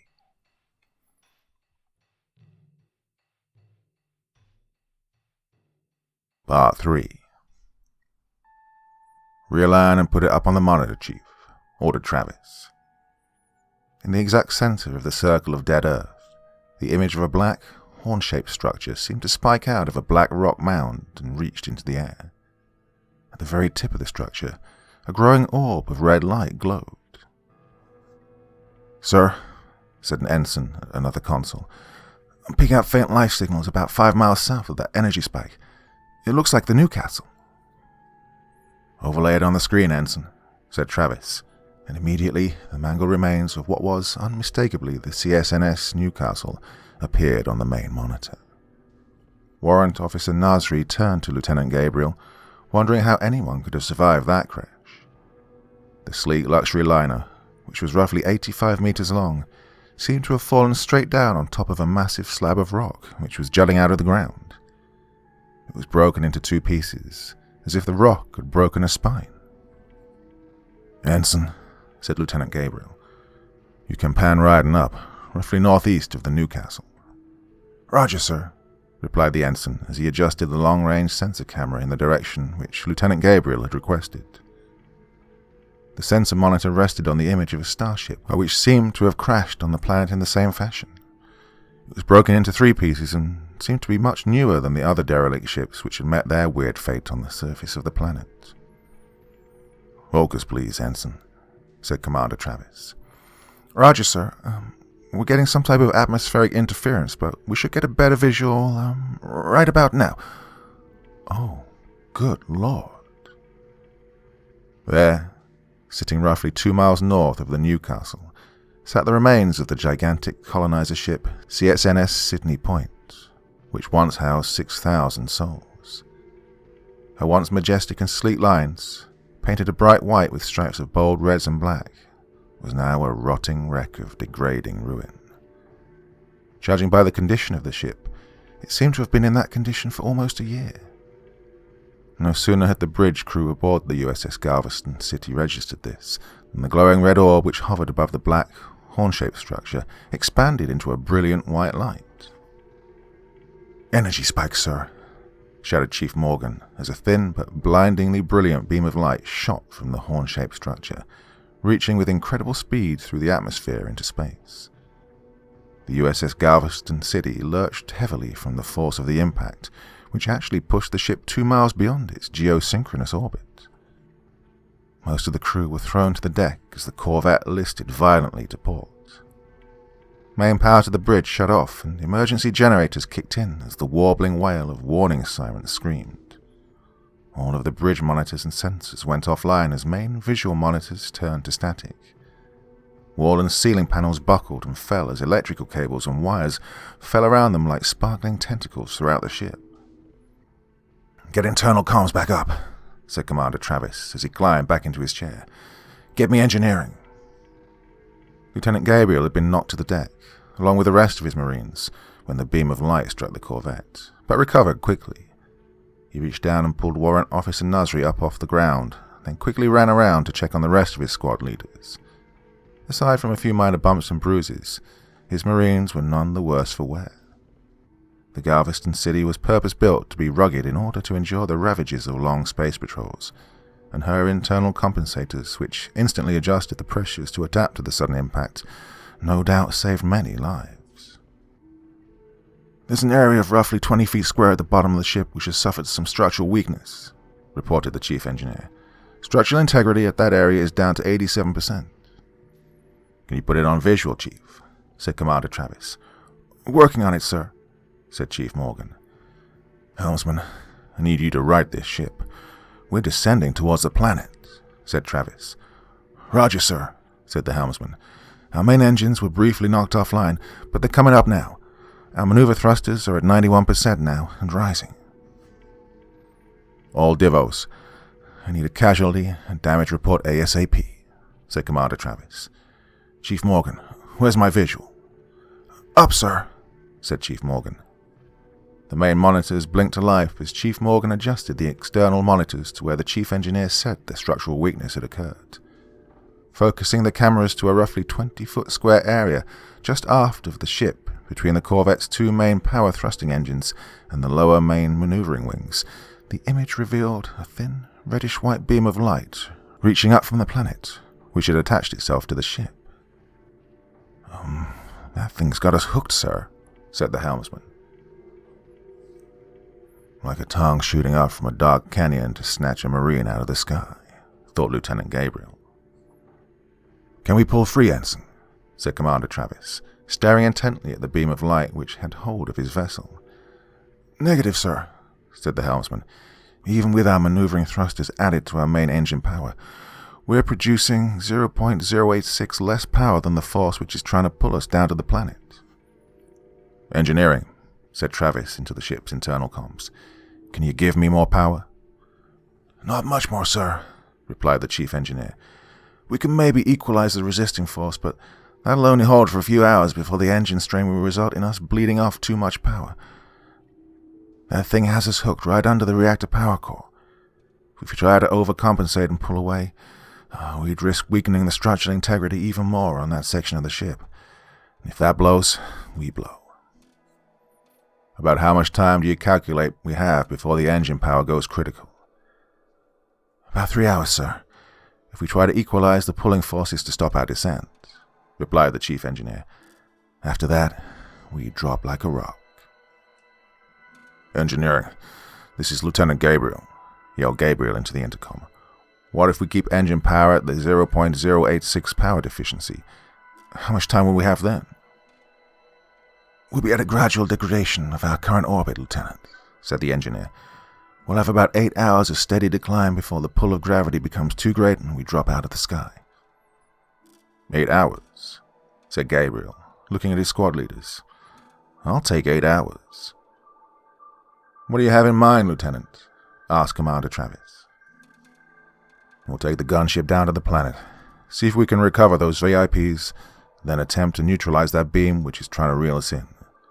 I figure if we give ourselves 2 hours to ingress and egress the area, we'll have 6 hours, give or take, to accomplish the mission. Hopefully there aren't many more of those beams down there, because if it snags us, it's going to be a real short mission. All right, said Commander Travis. Be advised that our comms are down, no doubt because of interference involving that damned anomaly, so we won't know if you are successful or not till we're released from that beam. We'll stay in our decaying orbit as long as we can, but when orbit becomes critical, I'll have to load the crew into the ejection boats. Hopefully, like you said, there aren't any more of those beams down there. In less than 10 minutes, the 42 Marines of 4th Platoon Delta were strapped into the canvas webbing that passed for seats along the cargo bulkhead of the gunship as Warrant Officer Nasri rocketed out of the Corvette's hangar bay. Initially, she moved on a perpendicular course away from the planet, using the bulk of the Corvette as a physical shield just in case another beam rose from the planet. After a few minutes, Nasri reversed course, pointing the nose of the gunship towards the planet, and applied full forward thrust, shooting the gunship under the bow of the Corvette zooming planetside. The navigator input the plot coordinates of the CSNS Newcastle into the nav telemetry computer of the gunship, calculating the fastest and most direct route to the down luxury cruiser.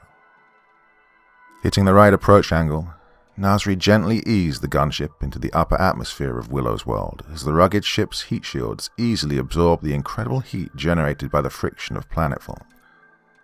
Once the gunship entered the thermosphere, the main thrusters shut off and power to the maneuvering thrusters engaged, which would gradually slow the ship's descent. In minutes, the gunship penetrated the planet's mesosphere, bucking in protest as the maneuvering thrusters fought against the pull of gravity. We should have unrestricted vision once we hit the atmosphere, said the navigator after they entered the stratosphere. High clouds, 14% chance of precipitation, 77-degree ambient temperature on the surface. We'll be breaching the lower stratosphere in 10, 9, 8.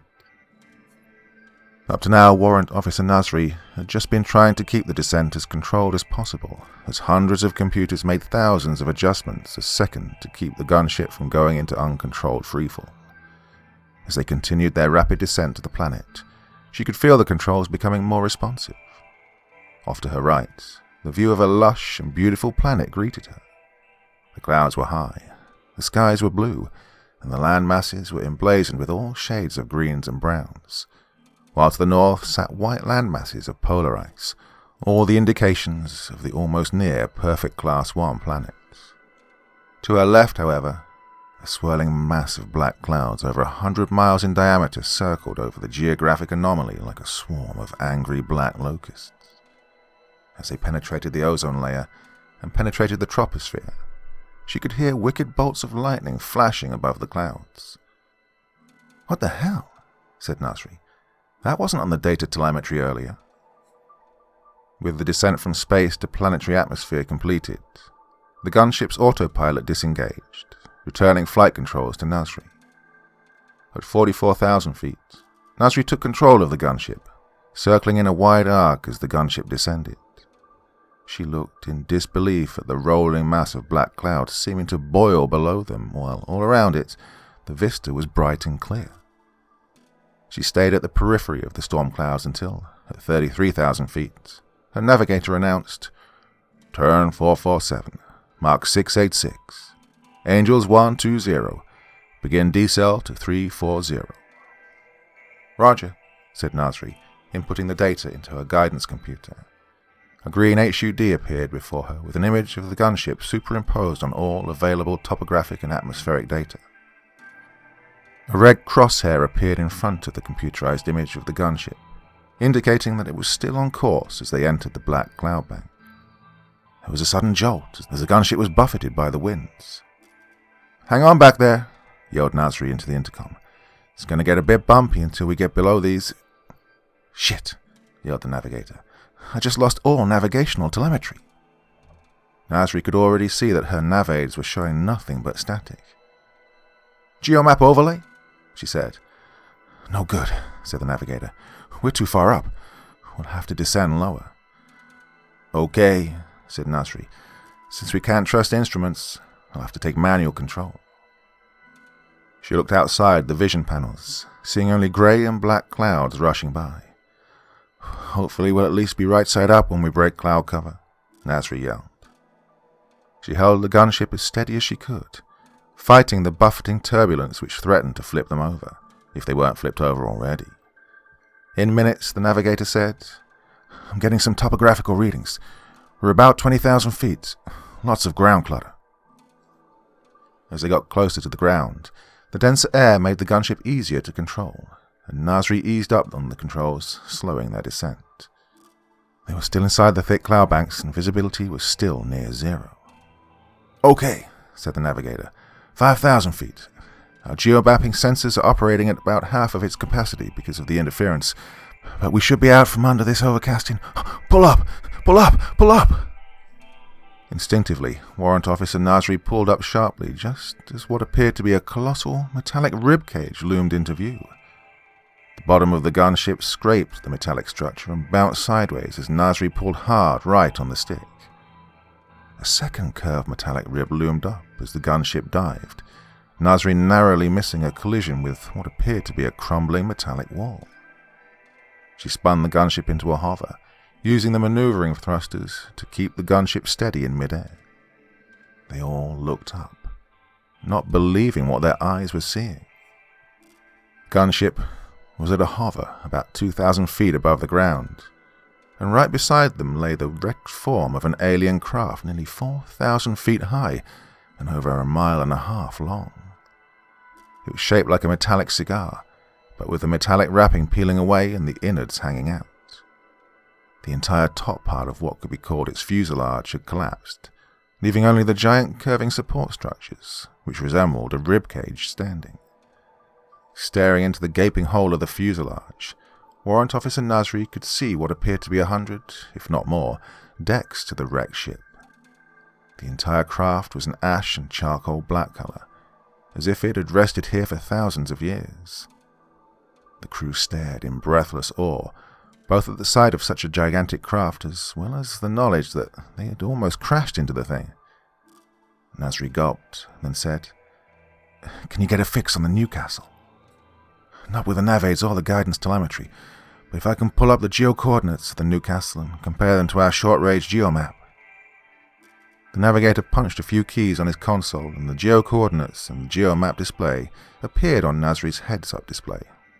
"Hey, look at that," said the navigator. "We're only 10 miles due east of the Newcastle."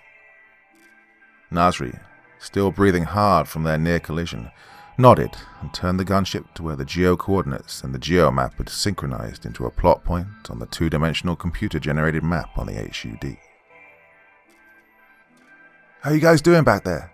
she yelled into the intercom.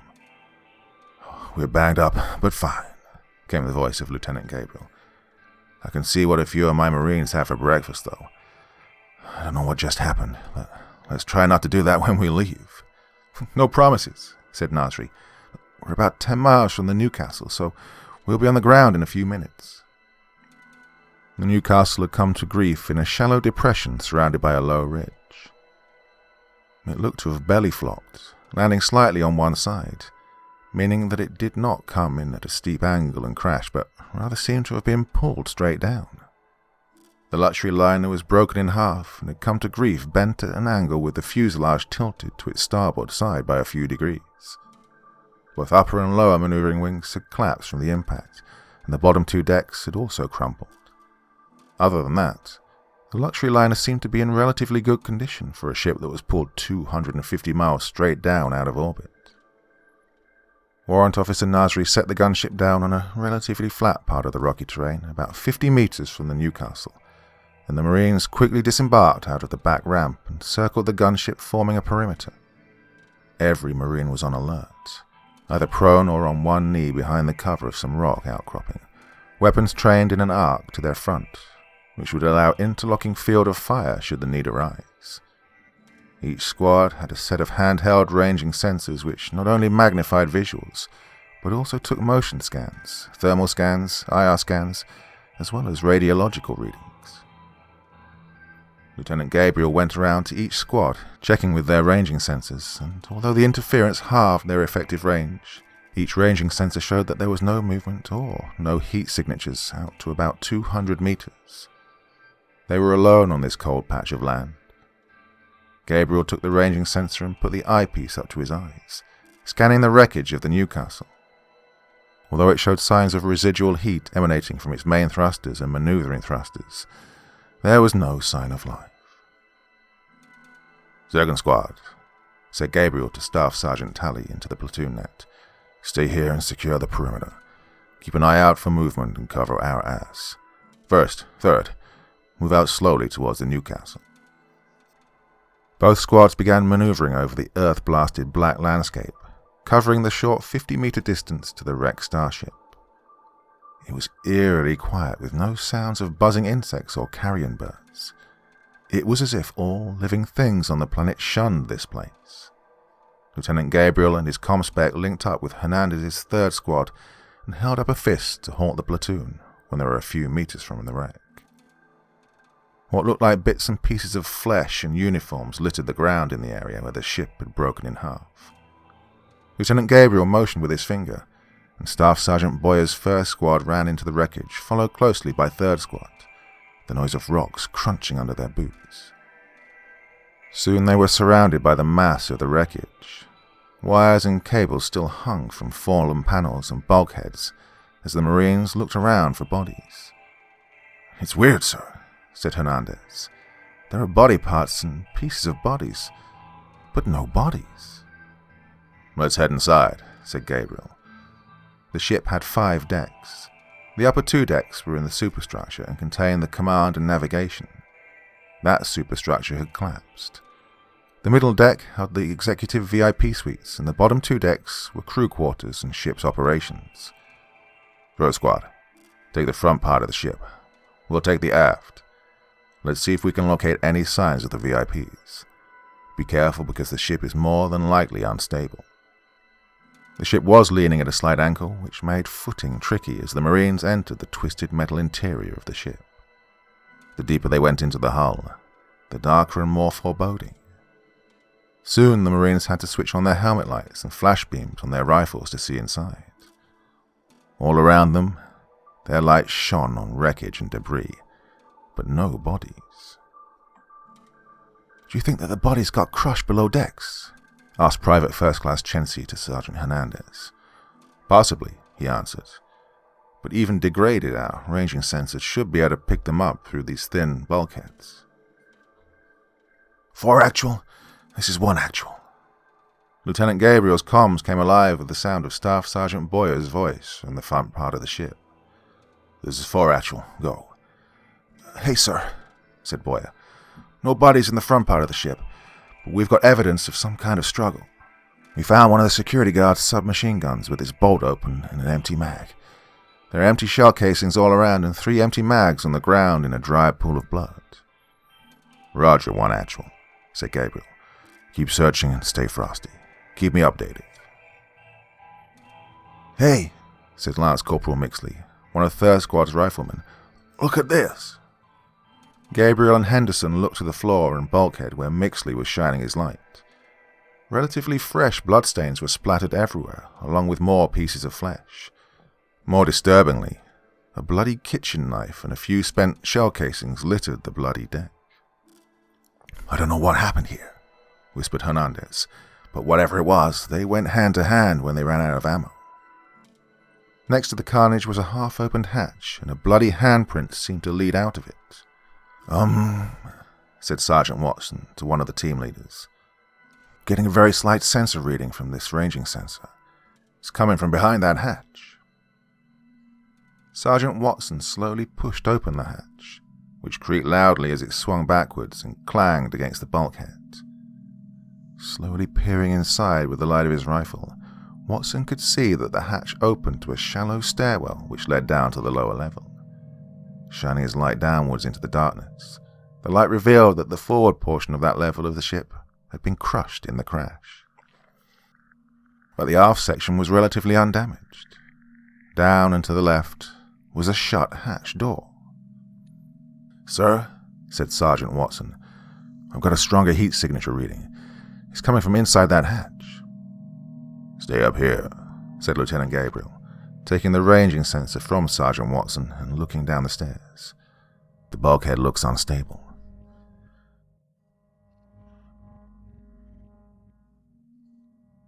Still forced to walk at an angle due to the way the ship had landed on its side, Lieutenant Gabriel carefully descended the stairwell, looking down and around to shine his helmet light in all directions, just in case something were to jump out of the darkness. Once he hit the lower deck, Sergeant Hernandez followed down the stairs. Once on the lower level, Hernandez stood back to back with Gabriel, pointing his rifle down the corridor. His light showed a bloodied bulkhead and deck, but again, no bodies. He walked backwards as Gabriel followed forwards a few steps until he was standing in front of the hatch. It was sealed and locked, but the ranging sensor definitely indicated that something warm was moving about on the other side of the hatch. A blood-stained metal plaque next to the hatch read, "Pantry," painted in fancy gold lettering. Sergeant Hernandez jumped unconsciously as Gabriel banged on the hatch door, yelling, "United States Marines, we're here to get you out." His banging and yelling echoed across the crypt-like corridor, but there was no response from within. He banged on the hatch again, repeating, "U.S. Marines, we're here to get you out." This time there was an audible gasping and scurrying coming from behind the hatch. "Chensi," yelled Gabriel up the stairs, "flame gun." Several Marines in the upper deck yelled for PFC Chensi, followed by the clang, clang, clang of boots stomping down the metal stairs. Gabriel pointed at the hatch, and Chensi nodded. Private First Class Chensi set the firing aperture to her flame gun on its lowest setting, 1/2 millimeter, in effect turning it into a high-temperature plasma beam. This was the lowest setting before the firing aperture fully closed, and Chensi had to be careful that the aperture wasn't fully closed when she fired the weapon for obvious explosive reasons. Using the flame gun as a narrow plasma beam used up a lot of energy, and it wasn't recommended to be used in this manner for more than a minute because of the high heat being generated, But in only seconds, Chensia cut an 8-inch square section out of the steel bulkhead, next to the armor-locked hatch. She then made short work of the 2 half-inch thick steel bars which locked the hatch to the pantry, slicing clean through them as if they were sticks of butter. Once the locks were cut, the hatch was thrown open and Sergeant Hernandez burst into the pantry, followed closely by Lieutenant Gabriel.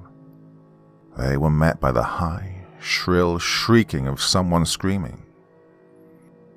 It took Sergeant Hernandez some time to calm Hunter hiding down and stop him from screaming so loudly, but the former Vice President's son was so incoherent and panicked with fear that it was only after the medic, Lance Corporal Chapman, injected him with a mild tranquilizer that Hunter hiding finally ceased to become a danger to himself and the Marines.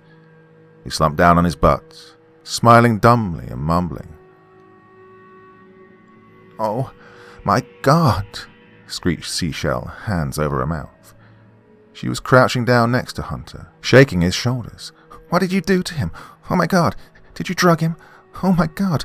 What took you so long to get here? Oh my God, you people are going to be in so much trouble for this. Oh my God!" She was wearing the same white pantsuit combination that the Marines saw her wearing a week ago, although now it was dingy and stained with grey and brown streaks. "Check her vitals out, would you, chaps?" Gabriel said as he squatted down next to Seashell. "Are you okay? Are you hurt? What happened to you? Where are the crew?" "Something grabbed the ship and started to pull us down," she stammered. "The ship's captain tried to reverse us out of there, but we didn't have enough power to pull away, and we were slowly pulled to the ground." Gabriel thought for a moment. The beam was only slightly strong enough to slowly bring the Newcastle to the ground. It didn't crash in flames, but was more of a controlled crash. Now, the Galveston city has considerably more thrust than a luxury liner, but the beam is using just enough energy to bring the Galveston crashing down without completely vaporizing it. The same probably happened with the Sydney Point and all of the other wreck ships. That indicated an intelligence behind the anomaly. "Her vitals are fine, sir," said Chaps, removing the Velcro bands which he'd wrapped around her forehead, upper arm and ankle, which gave readings of the body's vital signs and biometrics, transmitting the information to the medic's patient datapad. Satisfied that Seashell was as well as could be expected, despite minor bruising on her knees and her thighs, Chaps concluded his initial examination of the VIP. Maybe a little dehydrated, but locking themselves in the galley, they weren't hunting for food. "What happened to the crew, Miss Kalari?" said Gabriel. "Most of them died in the crash," she said, "including the captain and 2 of my security team. Hunter and I were strapped into our executive crash seats inside the double-reinforced VIP executive suite when the ship went down. We crawled out and we saw Sydney Point in the distance, so while the surviving crew members began trying to repair the communications equipment on the Newcastle, Hunter sent the remaining 2 security guards to the Sydney Point to make contact with the colonists. We wanted to let them know that we still stood in solidarity with them against President Helania's hatred and bigotry, and that we were not their enemy. We needed them to know that we're part of the great galactic awakening, and understood that they probably built that beam as a defensive measure against President Helania's hatred and bigotry.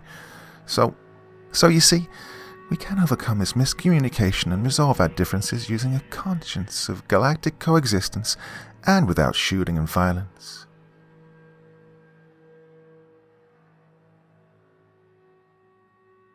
Part 4. "Wait," said Gabriel, rubbing his temples. "So you're saying that you and your entourage traveled all the way out here to the rim walls because you thought that the reason why the Willow's Well colonists cut all communications with us was because they hated the current president and they were protesting against her? Is that what you're saying?" "What else could it have been?" Seashell Killery looked up at Lieutenant Gabriel like he was stupid.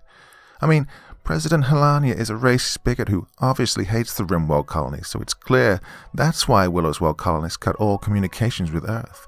It's so obvious. They were protesting. That's why me and Hunter came here to show our solidarity with their revolution against President Helania's oppression. Only someone who's not awake and mentally alert to the systemic galactic unfairness that plagues humanity would have thought it was something else." "Have you seen the Sydney Point, ma'am?" said Gabriel. "It's a dead ship. It crashed just like yours did. President Helania's fault, obviously, said Seashell. Somehow she caused it to crash because of our hatred and bigotry against the Rimworlds, and therefore prompting the peaceful colonists to build that beam weapon in self-defense. Private First Class Chancy, who was standing behind Killary, rolled her eyes, then pointed at the barrel of her flame rifle with her finger, then pointed her finger to the back of Killary's head. No, said Lieutenant Gabriel, shaking his head at her in annoyance. Chancy shrugged, pouting. Seashell Killary turned around, looking at Chancy with confusion. Chancy smiled back innocently at the senator's daughter. Gabriel rolled his eyes. Okay, so what happened to the surviving crew? We didn't see any bodies, just pieces of bodies. What happened? Seashell gulped, suddenly bursting with tears. We were attacked. They killed the crew. Who? Said Gabriel. Who attacked and killed the crew? Well, the colonists. They died and killed all the crew, screamed Seashell. The colonists died and killed the crew. Gabriel immediately got on the platoon comms. Heads up, Marines. We may have hostiles in the area. Lock and load and be on the lookout for any movement, particularly any of the colonists. Staff Sergeant Tally, I need your squad outside to secure a perimeter around the Newcastle. Gunship, you see anything? Negative, replied Warrant Officer Nasri. Our topographic scanners are clear out to a half mile. What's up? Did you make contact with the VIPs? Roger, Gunship, said Gabriel. I'll fill you in later after we're sure our perimeter is clear. He turned back to Seashell. What do you mean, that they died and killed the crew? They died and they killed the crew, repeated Seashell. They died and they killed the crew. Hunter and I ran in here and seated ourselves in the pantry. We haven't been outside since. You locked the rest of the crew outside? Asked Gabriel. Seashell stood up, holding her arms across her chest, screaming at the top of her lungs at Lieutenant Gabriel. No more questions. What's your big plan to get us back to Earth? I want to go home. You'll be in so much trouble with my daddy if you don't get me home. She fell back down next to the babbling Hunter hiding, crying. She's in shock, sir, whispered Chaps into Gabriel's ear. You want me to prep another trank? Lieutenant Gabriel considered it, if only to shut her up. But he held up his hand and shook his head. Gabriel turned to his Marines. Private First Class Chancy, you stay here, secure the site, and keep an eye on Miss Killary and Mr. Hiding here. Chancy looked down at Hunter Hiding, sitting on the floor with his legs splayed out in front of him, head lolling to one side and drool coming out of his mouth. She rolled her eyes. Sir, why me? Why can't Hauser or Milroy do it? When someone eventually writes our story, I don't want to be known as the Marine that just cut the lock and did absolutely nothing else. Gabriel looked at Chancy. She was the newest member of the platoon, straight out of Paris Island, just like Private Melly in Golf Company. She wanted to prove herself to her platoon, just like Melly, and this was her first deployment, just like Melly. Because, do it, said Lieutenant Gabriel, a little harder than he'd intended. Then, softening his tone, he said, Besides, these VIPs are the primary objective of this mission. We need to get them home safe. Anything happens to them, it'll be your ass. And our gunship is our ticket out of here, so you need to provide overwatch for them while they effect repairs. Oh, sir, said Chancy, making no attempt to hide her disappointment. Right, let's move out, said Gabriel into the platoon's internal comms net. We're headed to the anomaly point. Along the way, we're going to check out the wreckage of the Sydney point. Staff Sergeant Tally? This is Tally, came the second squad leader's voice from outside the ship. Good, thought Gabriel. At least we have internal platoon comms. Your squad's on point. Plot a path to the anomaly point, Gabriel ordered. Take us near the Sydney point. We'll give her a quick once-over, but priority is to disable that beam. Roger, sir, answered Tally. We're ready to move. Good, answered Gabriel. Staff Sergeant Boyer, your squad has slack. 10-meter spread. Roger that, answered Boyer. Then turning to face Sergeant Hernandez, he said, Your squad's tail end, Charlie. Hurrah, sir, Hernandez replied. Then, turning to Chensi, Hernandez pointed to her, then to his own eyes, then pointed to the 2 VIPs. Comprende, he said. Anything happens to them and this mission is a bust. Yes, Sergeant, she said. Let's move, said Gabriel, grabbing up his M88 rifle, and in seconds the platoon was assembled in the designated march order formation outside of the wreckage of the CSNS Newcastle. Tally put Corporal Parker's team on point and joined them at the head of the column, leading the 41 Marines of the 4th Platoon Delta on a path which would bring them close to where the Sydney Point rested, about 1.5 miles away. About 3 miles to the northwest of the Sydney Point, slightly offset to the left on what appeared to be a pyramid-shaped granite mound, was the needle-like peak from which the red beam was shooting into space. Gabriel ran to the gunship, filling Nasri in on what they'd found in the wreckage of the Newcastle, and that they were preparing to march to the Sydney Point and onwards to the beam. For her part, Nasri filled Gabriel in on the status of their gunship. Several systems on the gunship were damaged during the landing, which would affect their navigation and re-entry into orbit. She was hoping the systemic failures were because of the anomaly and not because of any internal damage. There was structural damage under the fuselage when they struck the wreckage of the alien ship, and the lifting arm which actuated the rollers of the hangar bay was inoperable, meaning that they wouldn't have the ability to roll the explosive out the back if they needed to. It would take hours for her, the gunner and the navigator to clear up the ship for upper atmosphere flight again, since this was a task usually handled by entire maintenance systems crew. Don't you do anything to ruin my Vegas vacation, Nasri said, pointing an accusing finger at Gabriel as he left to join his platoon. He nodded back, getting the message. His Marines began their road march to the Sydney Point, which was visible in the distance, resting on a plateau rising above a mass of jumbled rock slabs. They descended off of the rise they were on, then followed a wide ravine which ran roughly due north. Above them, the black clouds whipped and whirled, and cold winds blew, but no rain fell upon the parched, cracked earth. The dry black ground was strewn with rocks which threatened to twist feet and ankles. "Watch your steps, Marines," yelled the squad leaders. "Ain't no one here gonna carry you back if you hurt yourself." Lieutenant Gabriel, his Comspec Lance Corporal Magas, and the platoon medic Lance Corporal Chapman walked with Staff Sergeant Boyer's squad in the middle of the column. "Any comms with the Galveston City, Magas?" "Still nothing, LT," replied Magas. "Okay," Gabriel said, not thinking that there would be. They'd lost comms with the Galveston City when the platoon entered this topographical anomaly. Switch the comms channel with the Galveston to receive only. Let's save that battery power. Don't lose comms with our gunship. She's our only ticket out of here. "We've got good line-of-sight comms with her out to about 3 clicks, said Magas. "But beyond that, I can't promise anything, sir." "Okay.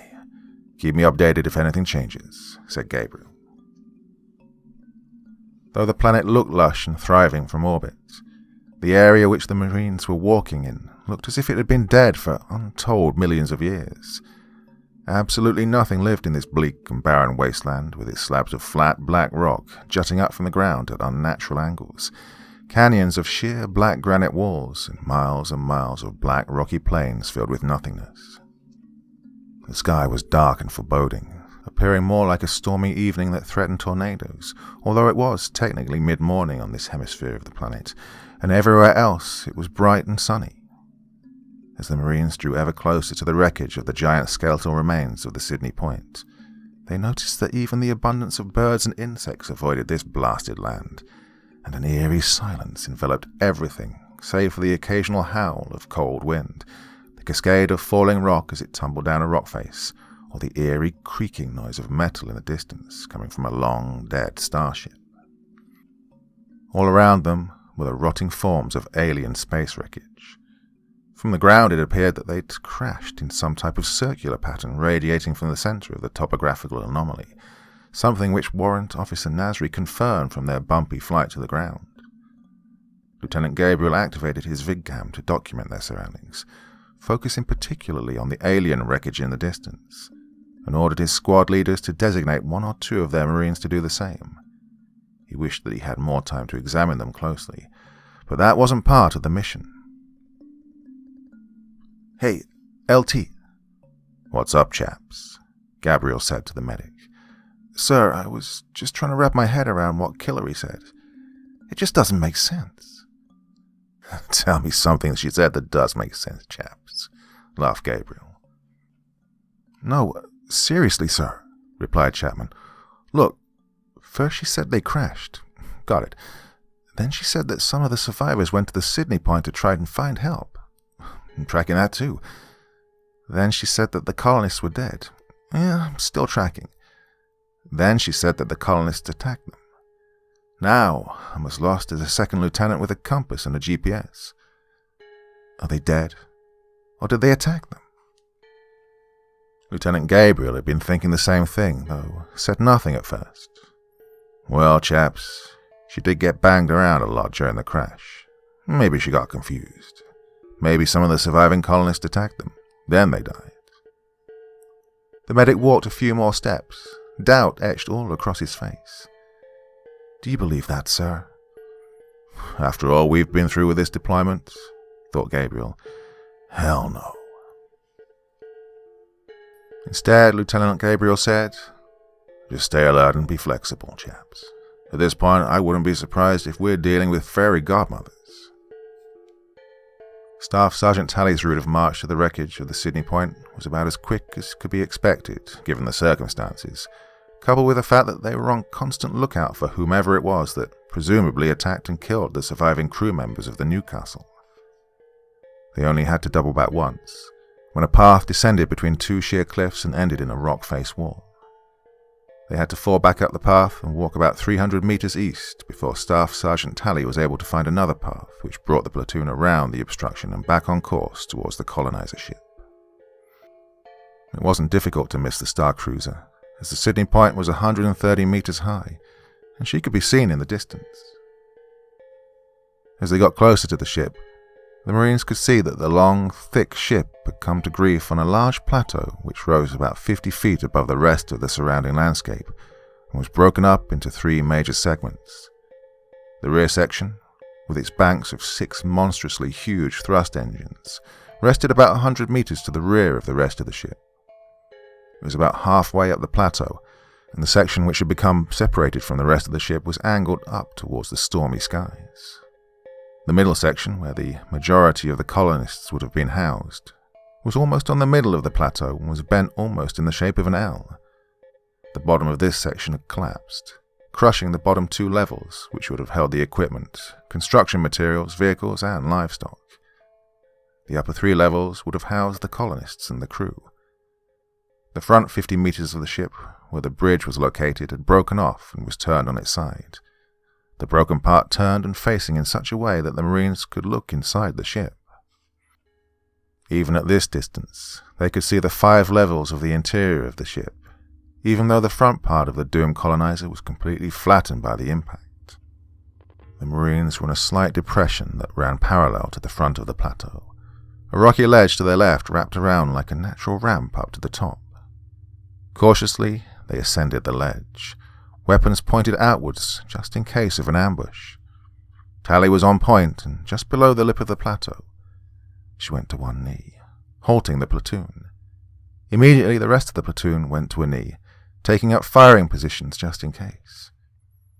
"Hey, LT," she said into the platoon comm system to Gabriel. "You're going to want to see this." Gabriel, his comm spec, and the medic shuffled to the head of the column, taking a knee next to Staff Sergeant Talley. She pointed with a gloved knife hand ahead of her towards the wreckage roughly 100 meters to their front. "Take a look, sir," she said. Before the stunned Marines lay thousands and thousands of bodies, presumably the passengers and crew of the Sydney point. Their bodies and pieces of bodies broken and decaying, with most still wearing scraps of clothes which were charred and burned. But despite the disturbing scene that met them, 2 things made the scene ultimately more troubling and eerie.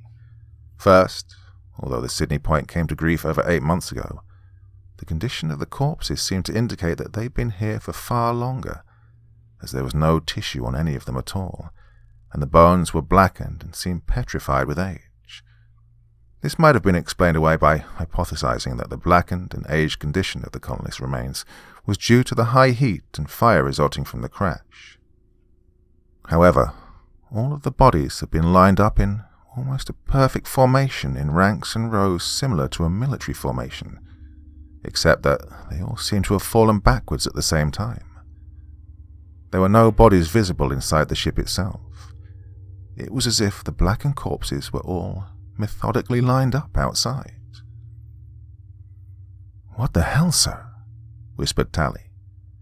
"Did the two security guys do this all by themselves?" "I doubt it," said the medic, pointing to two black mounds lying around the corner of a raised pile of rocks about 20 meters away. Gabriel, Tally, and the rest of the point squad carefully walked the rest of the way up the plateau towards the mound, weapons up and ready just in case. Almost perfectly camouflaged against the black rocks, the two mounds ended up being the ripped and torn bodies of the security team members dressed in their black, military-style uniforms. Unlike the colonists, their bodies looked like they'd died fairly recently. There wasn't much left of them, and their innards had been ripped open, and although both of their jaws had been ripped away, the terrified looks in their dead eyes showed that they died fully aware of what was happening to them. Gabriel called out the rest of the platoon and had them form a loose perimeter around the plateau facing outwards. In the middle of the perimeter, standing next to the remains of the two security guards and well away from the weird formation of dead bodies, Lieutenant Gabriel called a huddle with his squad leaders. Gabriel looked down at the two small-caliber submachine pistols which belonged to the security guards, along with the empty magazines lying next to them. Whatever had killed the security guards, they went down firing as hundreds of metal casings surrounded the spot where they died. "Theories?" asked Gabriel. "None that make any sense," said Sergeant Hernandez. "I mean, it's hard to tell what they were shooting at. Did they shoot at these dead bodies? The bodies are already so messed up we can't tell." Gabriel looked down at his watch, which he'd programmed as a countdown timer to when the Galveston would be forced to eject its boats to save its crew. 5 hours and 38 minutes. Not much time left. "Take 15 here," said Gabriel. "Stay alert. We don't know what killed these security guys. Squad leaders, make sure your Marines hydrate. We have a 3-mile hump to that beam." As they took a little breather, all of the Marines spoke to each other in hushed tones. Already this mission had reached a level of creepy that few of them had experienced before. From the edge of the perimeter, Sergeant Hernandez suddenly gave out a sharp laugh. "Split up," said Sergeant Hernandez. "Hey, Boyer, your guy Hauser says that we need to split up." "What?" yelled Staff Sergeant Tally. "Split up? Marine, are you crazy?" "Sure," the young Marine said nervously. "Maybe we should split up. One squad stays here at the wreck to investigate what caused this to happen. One team goes to blow up the beam. By splitting up, we could..." Hauser stopped as he saw his fellow Marines smiling and shaking their heads. The rest of the Marines chuckled as Staff Sergeant Boyer, Private Hauser's squad leader, put a hand on the young Marine's shoulder armor. Hauser was the youngest and lowest-ranking Marine in First Squad, and was so wet behind the ears he was drowning. "Hauser, man," said Boyer, his big white teeth showing from under a moustache sarcastic smile. "In a situation like this, with limited comms and near zero credible intel, Marines don't split up unless it's an emergency, because Marines don't like to lose fire superiority. And we like to think we're a wee bit smarter than those camp counselors on your classic Friday the 13th romance movies." Lieutenant Gabriel allowed himself a small laugh, then ordered, "Activate your vid cams and get a few minutes of footage. Maybe forensics can identify some of these folks and determine how all these bodies ended up outside their ship. We only have 6 hours left to blow that thing, and a 3-mile hump ahead of us." He looked to the distance, at the weird horn-shaped structure sticking out of the high mound. The reddish-white glow of the beam still shot straight up, disappearing into the dark, stormy skies above. The wind had picked up, blowing cold, musty air which smelled like the inside of a crypt. There was no sound. No buzz of insects, no rustle of bent and broken metal swaying in the breeze. There was just the crumble of rock and grit under booted feet, as Marines walked around the plateau filming the landscape of corpses and the gutted remains of the Sydney Point. A minute later, Gabriel said, "All right, saddle up, let's move out. Staff Sergeant Boyer, your squad is on point." The forced march to the beam followed the same monotonous dead landscape, occasionally broken by slabs of rock that jutted into the sky or ravines which needed to be crossed. Every once in a while, the Marines would walk past the wreckage of some alien vessel, long dead and black with age, that made it look as if it were part of the unnatural landscape. But Gabriel pushed his Marines onwards, not taking any precious time to investigate. As before, there were no signs of any bodies, human or otherwise. The Marines took one more 10-minute break when they were halfway to the structure, just below the lip of a low ridge, and then continued on. Lieutenant Gabriel led the platoon for the last half of the forced march, and halted his Marines in a shallow depression about 100 meters from where the blinding reddish-white beam was emanating from the spike-shaped structure. The temperature was much warmer here, no doubt because of the heat being generated by the beam. Gabriel pulled out his ranging sensors and directed them at the weird structure. The black spike was curved like a horn, and by the way the rock seemed to have been pushed up around it, looked to have emerged from below the ground to extend 20 feet into the air. Not surprisingly, the power levels emanating from the beam were beyond the ability for the ranging sensor to read. The spike itself was roughly 6 feet in diameter, and judging by the thermal readings which the sensor was displaying, the energy source was coming from somewhere under the ground and being directed into a pinpoint beam of only 1 foot at the tip of the spike and directed into space, much like how Private First Class Chensi had minimized the firing aperture of her flame gun to create a makeshift plasma cutter. The peculiar thing was, the ranging sensor was indicating that incredible amounts of heat were being generated by the spoke, but the spike itself remained the same ambient temperature in the air around it. A humming sound accompanied by the soft rumbling of what could be described as an engine buried underground emanated from the thing. "Okay," said Gabriel. "Everybody give first squad all of your debts. Explosive blocks, grenades, line charges. Give first squad everything that can detonate except your ammo." "What's up, sir?" asked Staff Sergeant Boyer as he crouched down next to his platoon leader. "Ever decorate a Christmas tree, Boyer?" asked Gabriel. "Sir," said Boyer, "I'm Jewish."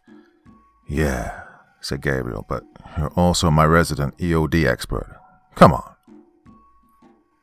Directing his second and third squads to stay put and cover their backs just in case, Gabriel led his first squad, now loaded down with all the 4th platoon's debts, the rest of the way to the spike.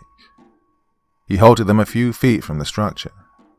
The reddish-white beam shone brightly on top of the spike, making it impossible to look at, and the heat from the beam had caused the temperature to rise to over 160 degrees. "Quickly now," said Gabriel, yelling over the wind which was howling at the base of the spike. "Attach the explosive blocks around the base of the spike and drape the line charges around the explosive blocks. Then hang your grenades on the line charges. Make sure that you secure them so they don't blow down." "Wow, sir," said Private Hauser, yelling over the wind. "It's just like decorating a Christmas tree." "Yeah," yelled Gabriel. "Now hurry and get it done before we roast." As the charges were being planted, Boyer was inserting the detonating caps into the explosive blocks. Lieutenant Gabriel came up behind him, yelling, "How do we look, Sergeant?" "Good," replied Boyer. "This is almost overkill. Do you want to set it to time or command?" "Set it to command," said Gabriel. "We don't know what kind of energy will be released when this blows, so I want us back at the Sydney Point when I detonate it." "Roger that, sir," yelled Boyer over the howling wind. Suddenly the earth seemed to shift slightly, and some of the rock which surrounded the spike tumbled down from the slight tremor. Gabriel looked at the spike. It didn't seem mechanical or constructed in any way, although it was now obvious that its glossy black obsidian color was different from the surrounding rock.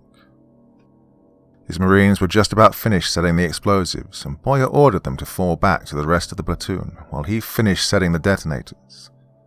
By the time they were done, The Marines had decorated the spike with over 200 pounds of explosives, much like one would ornament a Christmas tree. Chaps, who was standing next to the spike, yelled, "Sir, you should see this." Gabriel ran up to his medic, who had his patient's vitals monitor pressed against the spike. Curious as to why his medic was doing this, he asked, "What you got, chaps?" The medic turned and said, "Sir, either this monitor is completely off the deep end, or else it's showing that this spike is carbon-based." "What?" Gabriel looked at the monitor in disbelief. Sure enough, the monitor was showing that the spike was 50% carbon-based, almost exactly the same amount of carbon as in human bones. The implications were staggering. "Are you saying this thing is alive, chaps?" "I don't know what to say, sir," he replied. "We're set, sir," yelled Staff Sergeant Boyer, plugging in the last of his detonator caps. "Can we get out of this oven now?" "Yeah, let's move," said Gabriel, grabbing his medic and directing him back to the depression where the rest of the platoon waited. The temperature had dropped at least 50 degrees when the last of First Squad finally entered the shallow depression, and although they only spent less than 3 minutes setting up the explosive, the First Squad was completely exhausted and drenched in sweat, as they'd baked in their armor, which was now hot to the touch. Gabriel spared them a few minutes to hydrate, then checked his timer. They only had 3 hours and 22 minutes to march back to the Sydney Point and take cover behind the plateau. At that distance, Gabriel hoped that they'd be safe from any residual fallout caused by the blast. "Saddle up," he said. "We need to get clear of the area." Lieutenant Gabriel personally took point, marching his Marines all the way back across the broken and blasted landscape which they just traversed. The further away they got from the beam, the lower the temperature became until it had dropped back down into the 60s again.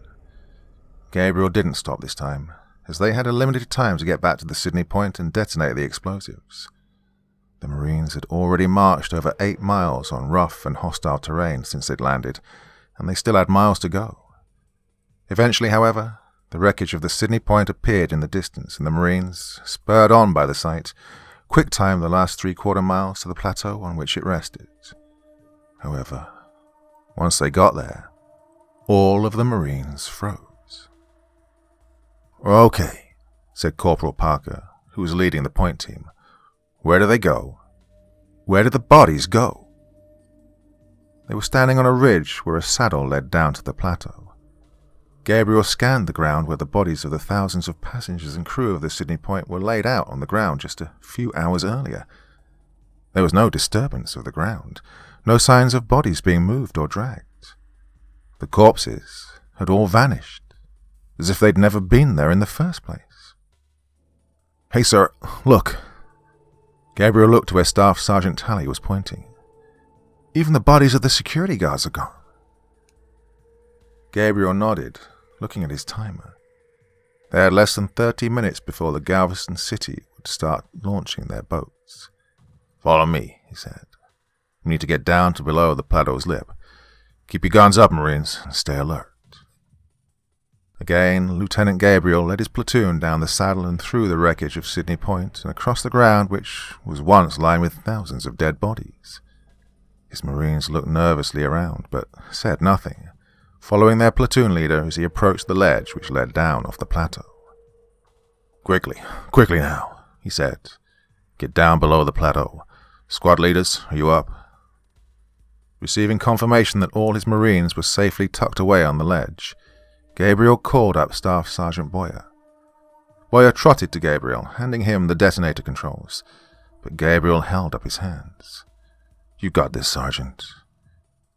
I know how you EO guys like to make things go boom." Boyer smiled and, ducking low, clicked the actuating trigger on the handheld detonator.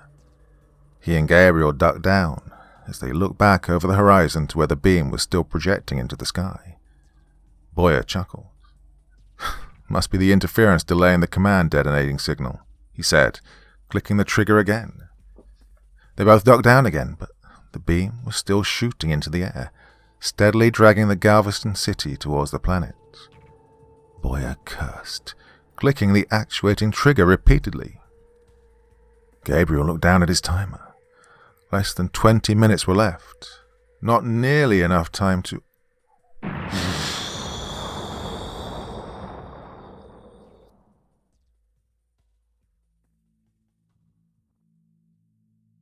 Part 5. The explosion in the distance lit up the horizon in a blinding flash of white. Boyer and Gabriel were thrown off their feet as their bodies rolled off the plateau and down the ledge. Slabs of rock and debris, along with wreckage from the Sydney Point, sailed over their heads, and the Marines grabbed them by their body armor and pressed against the side of the plateau, which shielded them from the shockwave of the explosion. Clearly, the 200 pounds of ordnance couldn't have caused such a massive explosion, and once the shockwave had passed and all of the rock, debris, and wreckage had fallen, Lieutenant Gabriel and Staff Sergeant Boyer raced back up the plateau, followed closely by the rest of the platoon. Gabriel exhaled and sighed. The red beam was no longer firing into the sky. Boyer hit Lieutenant Gabriel on his left shoulder armor. "See," he said, "it was just interference. You should never doubt me." Gabriel laughed. "I didn't for 1 second. As the platoon of Marines allowed themselves a cheer of success as the black smoke rose in the distance where the spike had once stood. All of a sudden, in the air around them and in the ground beneath them, and seemingly coming from inside of them, a low, moaning roar filled the environment. The ground shook as if an earthquake had struck, and many Marines lost their footing. In the distance where the spike once stood, the ground shook, then spurted upwards like a volcano being born. 2 spikes now erupted from the ground, one broken at the tip, each curving and pointing in towards each other, and rose higher into the sky. Beside the spikes, 2 black columns also broke through the earth, each hundreds of feet long, and stretched up towards the sky. At the end of the 2 black spikes, skeletal fists opened into skeletal hands which grasped into the air. The hands slammed back down to earth, and 2 black skeletal arms pushed, forcing a hellish thing to emerge from the ground. The 2 spikes were indeed massive black horns, which connected to a monstrous skull, which was oddly human in appearance. Flames of bright red emanated from empty eye sockets and its open, massive maw. It pushed itself out of the earth, craning its bony neck skywards as it strained to free itself from the rocks which had imprisoned it until, finally, it pulled one hoofed skeletal leg out of the ground, and then another. The horrific monstrosity stood up clumsily, rising hundreds of feet in the air, and looked towards where the frightened Marine stood with flaming red eyes filled with hunger and malice. It felt the tip of its right horn, with a massive 6-fingered black skeletal hand. 20 feet of the horn was missing, blown apart when the Marines set the explosives, leaving a length of only 30 feet remaining, attached to the demonic-looking skull. The demonic entity leaned forwards, opening its mouth, and screamed at the Marines who were standing at the plateau 3 miles away. It clenched its fists, raising them into the air, and the ground around the Marines rumbled.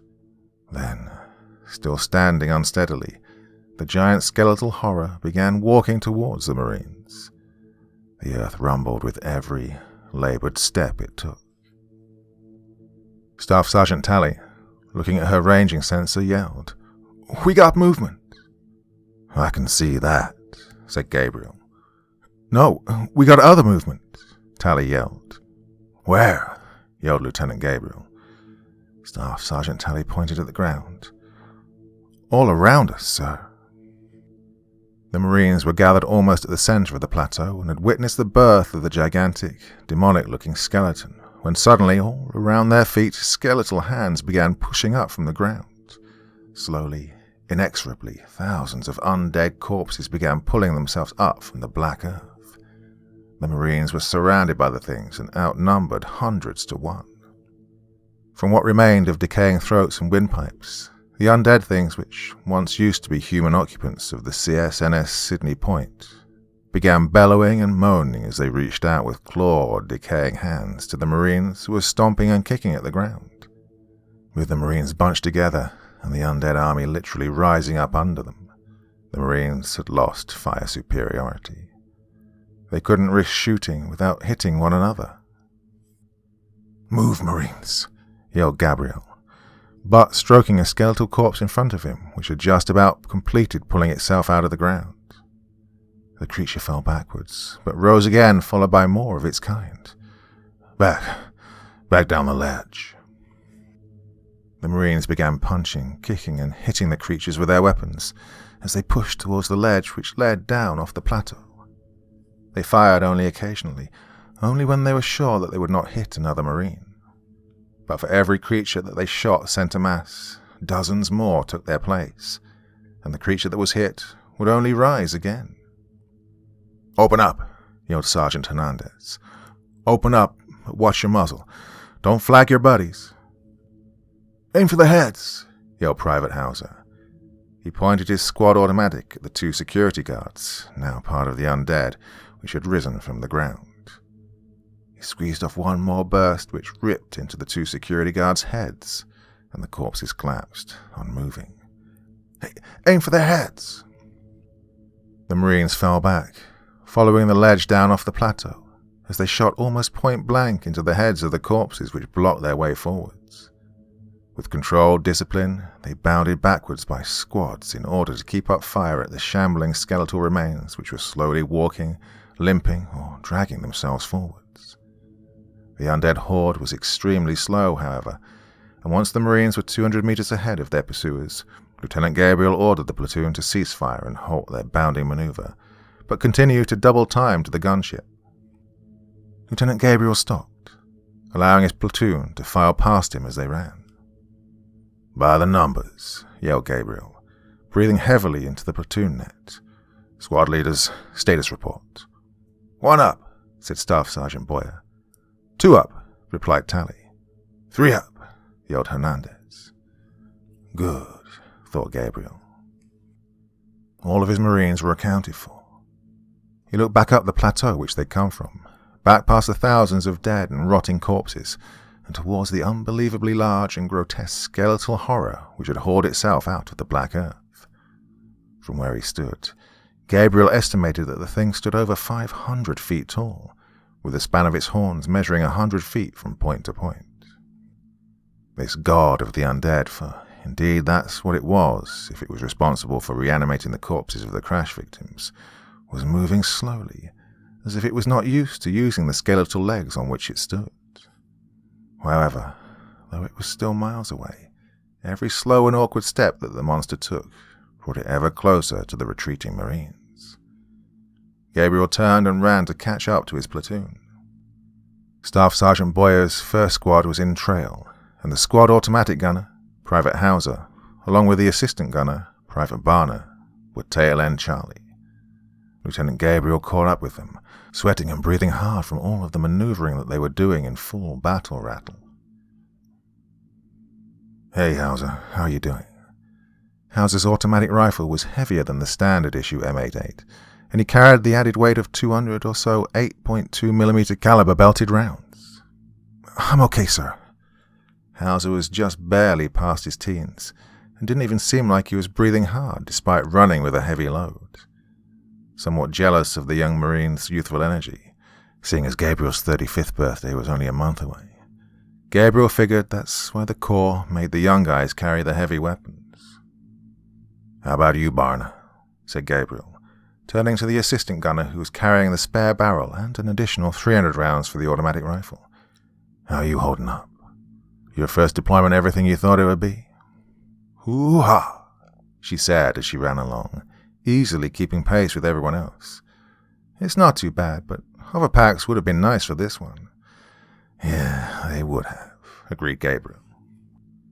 But the detachment only had enough to equip 1 platoon per company, and 2nd platoon got priority. Maybe next time. "Hoo-ah, sir," replied Barner, with not a hint of complaining in her voice. "So, Hauser," said Gabriel, "how'd you know that shooting him in the head would stop them?" "From a movie I watched, sir," replied Hauser. "It was a documentary of life in the late 20th century by a guy called George Romero." "Ah, I see," replied Gabriel. By now, Lieutenant Gabriel ordered his tired and sweating Marines to slow down. The Marines shuffled along at a moderate jog which kept some distance from the undead which still relentlessly pursued them, while still giving the Marines the opportunity to watch their steps as they made their way across the rock-strewn landscape. The last thing they needed was someone twisting an ankle or knee. The giant, lumbering skeletal nightmare still followed behind and had closed the gap, but it was still 1.5 miles behind them. The Marines were in a saddle along the crest of a low ridge which would eventually bring them up a draw that rounded a bend which led back to the gunship and the wreck of the Newcastle. In the distance, the Marines could hear the faint, telltale moaning of the undead and the rapid-fire whooshing noise of a flame rifle. Above it all was the faint, unmistakable sound of a female voice cursing and yelling vulgar threats at the top of her lungs. The Marines raced around the bend in the saddle, eager to get to the crest and see what was going on at the crash site. Gabriel sprinted to his comspec. "Magas, give me the gunship." "Can't, sir," responded Magas. "We're in a saddle and don't have line of sight." "Shit," thought Gabriel. They were about 1/2 mile away, but still didn't have comms with the gunship. All of a sudden, there was a howl of air as the rush of thruster engines screamed as their gunship appeared over the ridgeline.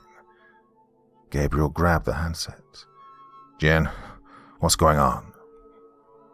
"Sam, get your asses down here," yelled Jennifer as the gunship dived below the crest of the ridge. "I don't have any freaking ordnance, and they're closing in on Chensi." Gabriel rounded the bend, climbing up the rise, and looked down towards the shallow depression. 1/2 mile away, he could see Chensi standing atop the wreckage of the Newcastle, firing her flame rifle in wide arcs. Seashell Killery was standing behind her, screaming while attempting to climb higher up on a bent communication antenna, while Hunter Hiding knelt at Chensi's feet, arms wrapped around the little Marine's left leg. Hunter Hiding's eyes and mouth were wide, and he was white as a sheet, peering down between Chensi's legs at the mass of horrors which were trying to climb up the wreckage towards them. Gabriel stopped for a second to survey the scene before him. Between his Marines and where Chensi was fighting on top of the wreckage was about a 1/4 mile thick horde of dead things clawing and scraping their way up the wreckage of the Newcastle. However, unlike the corpses of the Sydney Point, these undead horrors were definitely not human when they were alive. Very quickly, the Marines realized that these most likely were the reanimated remains of the vast array of alien vessels which had met their end here so long ago, and the cacophony of noises which escaped from the undead aliens was as deafening as it was horrific. Circling above Chensi, Warrant Officer Nasri was flying the gunship in tight circles, trying to knock over the undead things with a thruster's jet wash, while trying not to blow Chensi and the 2 idiot VIPs off the top of the wreckage. "Chensi," yelled Gabriel into the platoon comnet, able to reach his young Marine now that he had line of sight. "Dead thing, sir," yelled Chensi as she swept her flame rifle in a wide arc down towards a mass of skeletal claws and other weird bony appendages reaching up to her. "Oh boy, there's a whole shit ton of galactic dead things down here." "Hang on, Chensi," yelled Sergeant Hernandez, looking desperately at Lieutenant Gabriel. "We're coming to get you. Hang on." "I'm not going anywhere, Sarge," replied Chensi, "but this idiot VIP hanging onto my leg keeps tripping me up. Can I roast him?" "No," yelled Hernandez.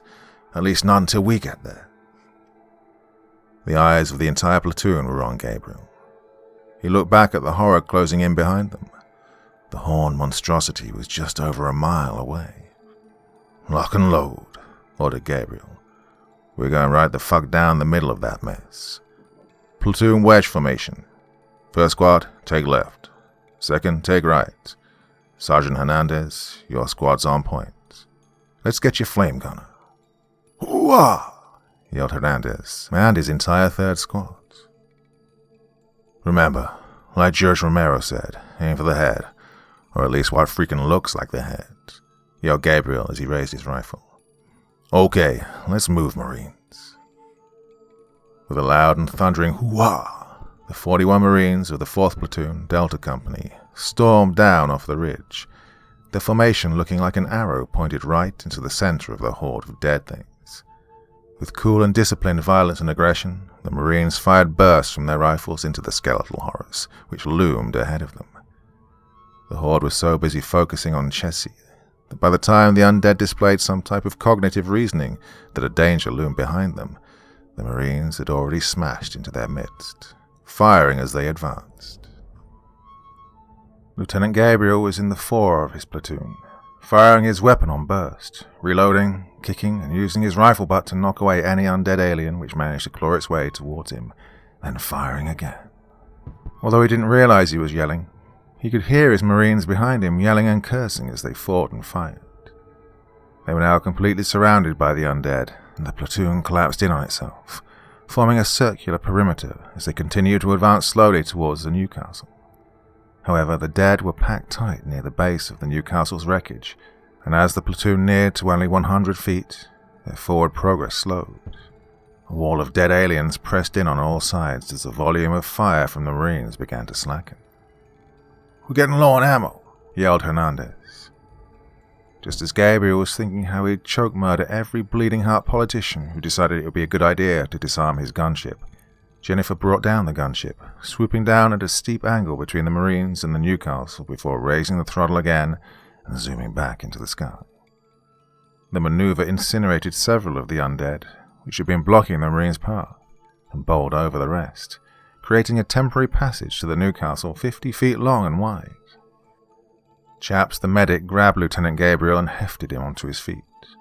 At least a dozen Marines were knocked off their feet by the blast of the thrust engines, and Gabriel's eyebrows were smoking from the heatwave. Quickly, though, all the Marines had recovered and were racing towards the wreckage of the Newcastle. Private Hauser cleared the remaining dead things from the front of the wreckage, spraying them with his automatic rifle. The rest of the platoon turned about, forming a tight perimeter below where Chensey had fought, and firing into the mass of the undead as the horde closed in around them. "Come on, Chensey," yelled Sergeant Hernandez, reaching up a hand. "This ain't no sightseeing tour." "Heads up," yelled Chensey as she raised the leg that Hunter Hiding was clinging so tightly to. No, screeched Hunter as Chensey kicked him off her leg and the former Vice President's son fell 10 feet over the edge of the ship, only to be caught by Sergeant Hernandez. Chensey turned and reached up, grabbing Seashell Kilari, who climbed an astounding 2 feet up the ship's bent comms antenna. Seashell yelped as Chensey yanked her down, then carried her to the edge. She screamed, "What are you doing?" as Chensey dropped her into the waiting arms of Corporal Palkovich. Seeing that the two VIPs were in tow, Gabriel yelled into the radio, "Gunship, we could use a lift." The Marines were rapidly going blank on ammunition, some reporting that they were down to their last 1 or 2 magazines. Meanwhile, the skeletal death god was only half a mile away and getting closer with every laboured step it made. "Can you clear me a space to land?" yelled Jennifer. "Second I touch down, those things will be all over the ship." Gabriel thought for a second. They'd have to fight to get clear of the wreckage and then fight to form a perimeter into which the gunship could land. Then they'd have to fight to collapse into the ship. They could do it, but would they have enough ammo? More than likely they wouldn't. It wasn't the best option, but it was the only one.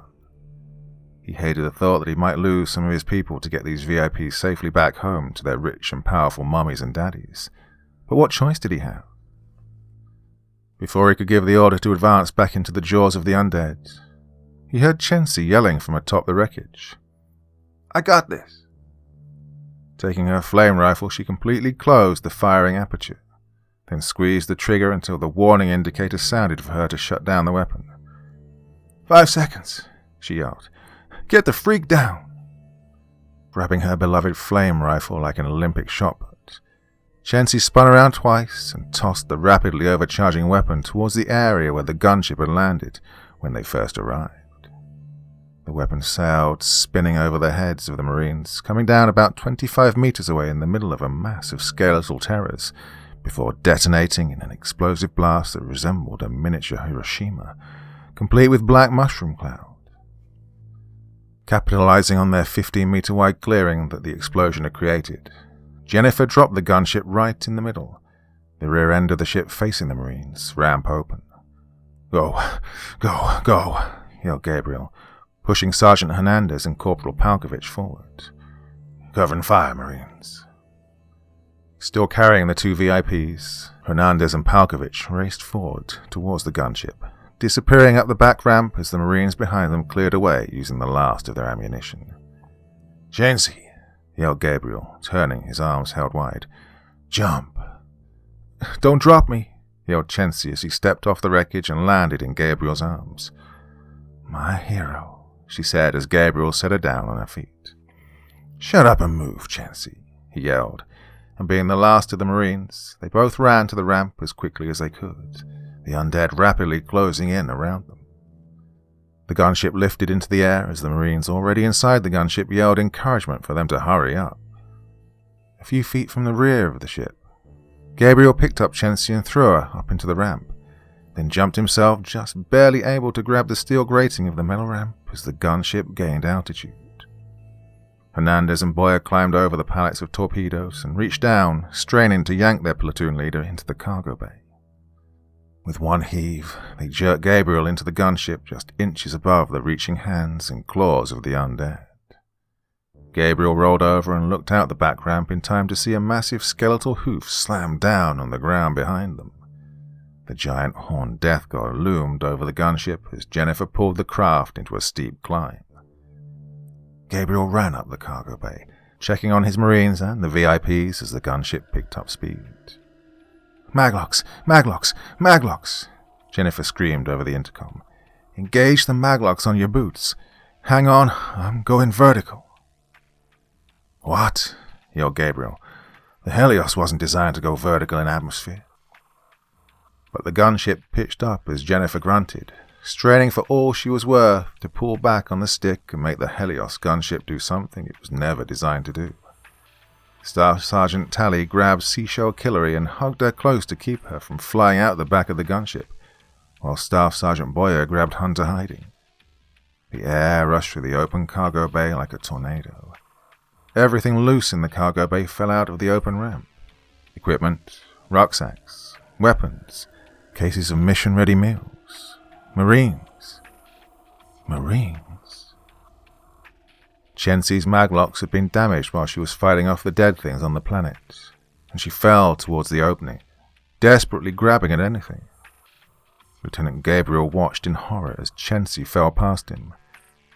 Chancy managed to grab a hold of a hydraulic cable near the aft roof of the cabin, but her fingers were slipping as the gunship climbed to near vertical. The metal pallets holding the makeshift bombs were slowly rising and sliding out of the back as Jennifer finally managed to point the nose of the gunship straight up into the sky. The pallets lifted about 4 inches off the deck and fell backwards out of the open ramp. The cables which held the pins of the secondary time fuses on the torpedoes broke away as the explosive fell from the gunship towards the skeletal horror below. The gigantic undead entity reached up with one of its skeletal arms, grabbing at the gunship. Each of the 6 30-foot-long fingers of its hand closed inexorably around the gunship as it hung almost stock still in midair. Suddenly, it noticed something falling out of the back of the gunship. Gabriel disengaged his maglocks and fell through the cargo bay right behind the pallets of bombs. He reached Private First Class Chancy and grabbed her just as she lost her grip. Now upside down, Lieutenant Gabriel slammed his feet as hard as he could on the upper bulkhead of the gunship, mere inches from being sucked out of the open ramp, and engaged the maglocks on his boots, holding on to Chancy with all his remaining strength. "Bombs away! Bombs away! Close the ramp! Close the damn ramp!" yelled Sergeant Hernandez into the intercom to the cockpit. Jennifer pushed the stick forward, trying to level out the gunship, but instead the gunship leaned to the right and dived back towards the ground. Narrowly missing one of the horror's bony fingers, the gunship plunged to earth. Jennifer grunted again, the muscles in her arms, shoulders and neck screaming in pain as she pulled back on the stick with both hands trying to bring the crashing gunship under control as the terrestrial altimeter rapidly counted down the distance at which the gunship would nose into the ground. The skeletal monstrosity glared with flaming red eye sockets as the bombs dropped out of the escaping gunship and fell down towards it. The horned skull opened a black maw filled with row upon row of sharp, black, ragged teeth and roared in anger. Its distended jaws stretched 50 feet wide, and the 2 pallets with the 4 torpedoes flew straight down its throat.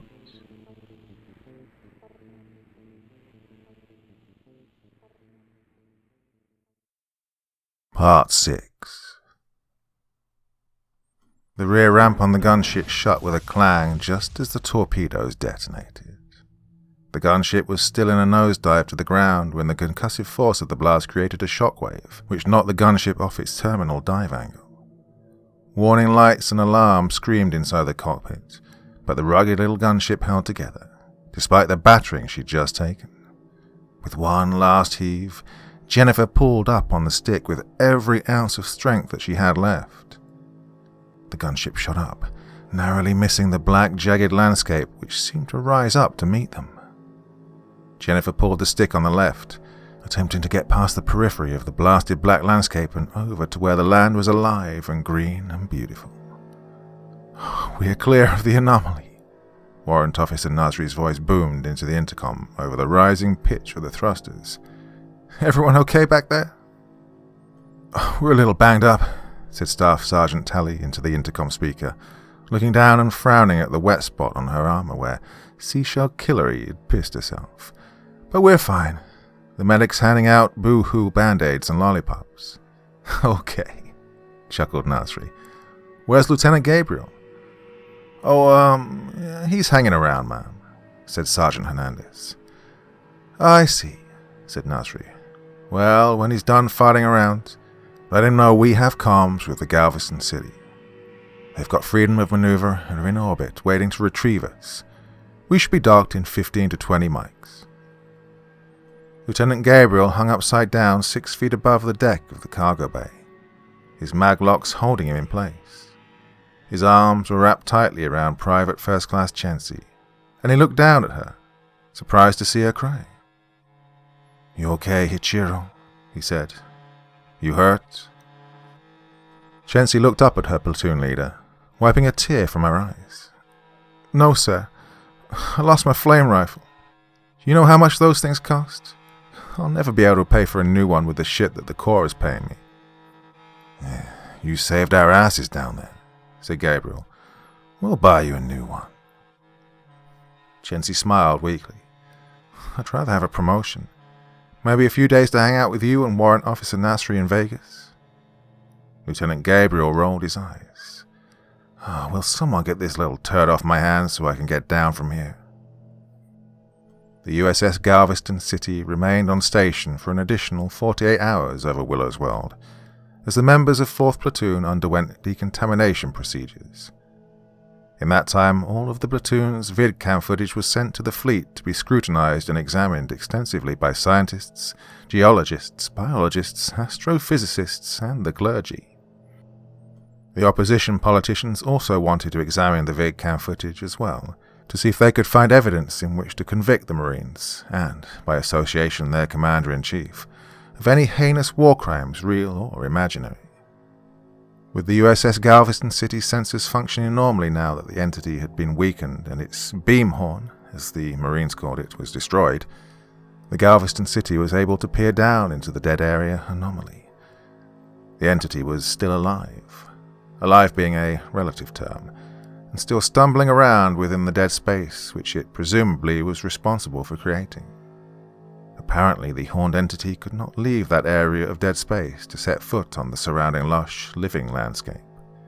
The prevailing theory was that the entity was not originally of this planet. Having arrived sometime in the past and probably buried itself into the ground where it slowly began draining the life energy of its surroundings, which, over time, expanded the deadness to over 120 miles in circumference. In the meantime, the entity had used its weird beam to snag any starship which came into range, and dragged it to its doom on the blasted rock formations below, where the entity again fed off the life forces of those it had ensnared, reanimating the corpses whenever they were needed to do its bidding. Basically, it was a giant parasite. Commander Travis had suggested using one of the Galveston's tac nukes on the creature, just in case it had the power to regrow its horn beam again. But that was quickly shot down by the Globo corporations and their R&D departments, who wanted to investigate the numerous wrecks of alien vessels which had been brought down in the dead space. They feared that attack nuke might damage the alien vessels, which were no doubt holding advanced weapon development secrets that could benefit mankind. For his part, Lieutenant Gabriel couldn't care less. After they leave orbit and the Greyhawk gets underway for Earth, Willow's World and everything associated with it would be the USS Ranger's problem.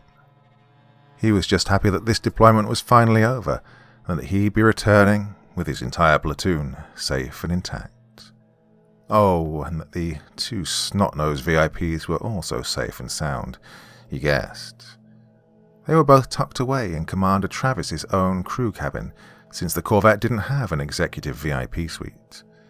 Groaning, Gabriel looked down at his datapad.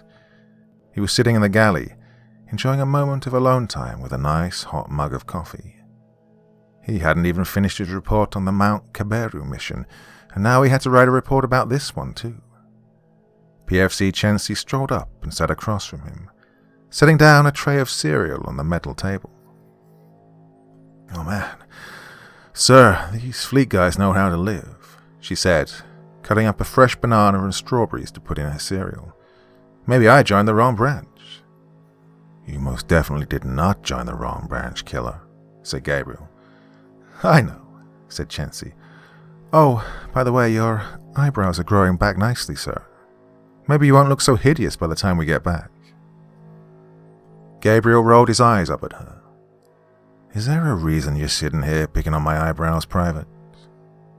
Chensi scooped a spoonful of fruit-laden cereal into her mouth. "Yes, sir. Are you writing your report on our mission on Willow's World?" "I could be," said Gabriel. "Are you at the part when I dragged those two VIPs up to the top of the wreckage and flamed all of them dead things?" "As a matter of fact," said Gabriel, "I'm just getting to that part." "Great," said Chensi, "because I just wanted to make sure that you spelled the word incinerate correctly." Jennifer Nasri stepped out of the shower, wrapped in one of the thick, soft, luxurious towels which made the ultra-luxurious hotel and casino complex towels the most stolen towels on the Las Vegas Strip. It had been over 40 days since they'd successfully completed their mission to Willow's World, and 3 weeks after the USS Kitty Hawk docked at San Diego Orbital Naval Base, before she and Samuel could finally start their 3-week vacation to Vegas. Yes, originally it was 2 weeks, but Seashell Killary had stunk up the cockpit of Jen's gunship again on the way back. Apparently they only had caviar, sardines and boiled eggs in that pantry that they were trapped in for over a week, so naturally Sam would have to cough up another week in Vegas. Secretly, however, Jen was hoping that by their 3rd week in Vegas, Sam might get the hint that Jennifer Nasri Gabriel had a nice ring to it. She walked from the steaming bathroom across the ultra-luxurious king-size bed with a thick, comfortable mattress.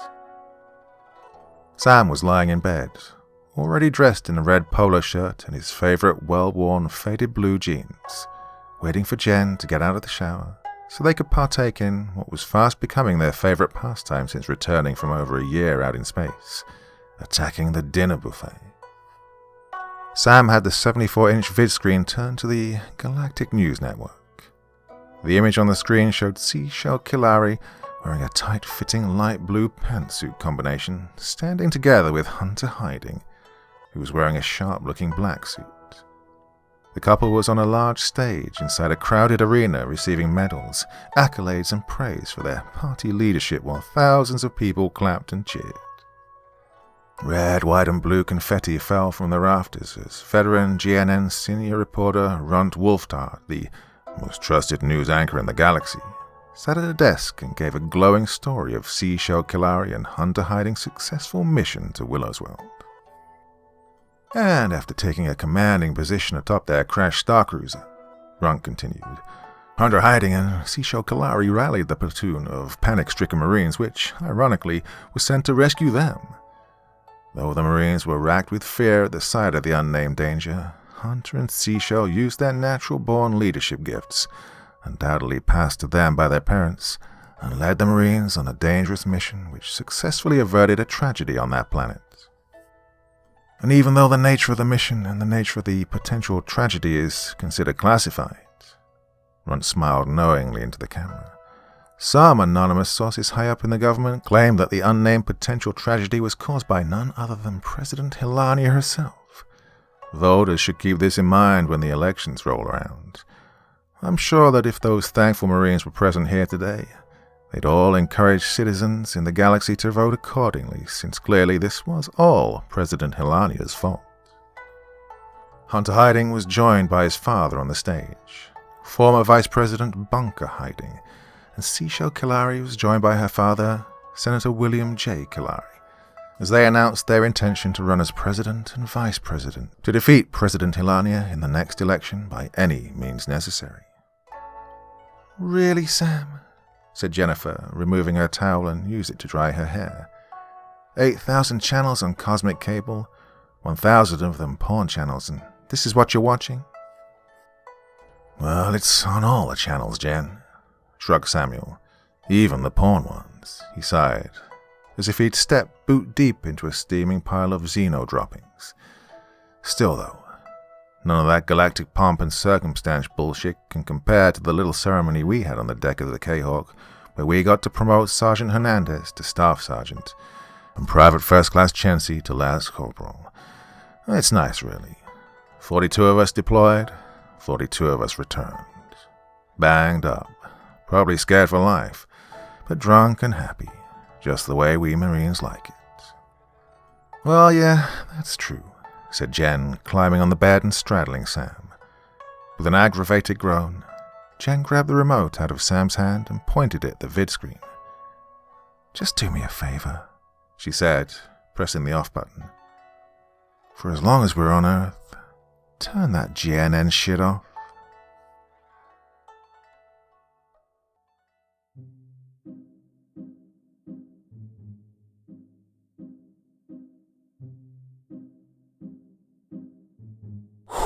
Well, bloody hell, what did you think of that one? Oof, I'll tell you what I thought. I'm exhausted. That is a long read. Started that yesterday morning, worked all the way through yesterday and all the way through today to get that one ready for you. But I think it was worth it, don't you? Well, if that isn't long enough, then there's good news. There is a sequel to this story, and it's just as long as this. But you're going to have to bear with me. All right. Can manage one of these long ones once per week at maximum, but it will be coming out soon because I thought this was a lot of fun and I really enjoyed everything about it. Well, my dear friends, I will be back again soon. Just give me a day or so to recover. All right? Till the next time, very, very sweet dreams and bye-bye.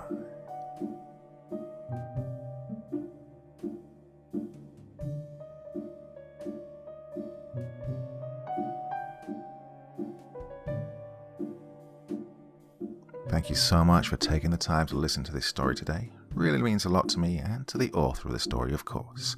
Well, if you want to know more about me, I'm pretty much everywhere on social media. You can find me on Facebook, Twitter, Instagram. You can download my music on SoundCloud. I've got a Patreon if you feel like. Throw me $1 or $2. Very much appreciated. And of course, on Reddit, I have a place where you can leave stories if you want me to read one that you've written. Well, hoping to see you all again very soon. Till then, sweet dreams, and bye-bye.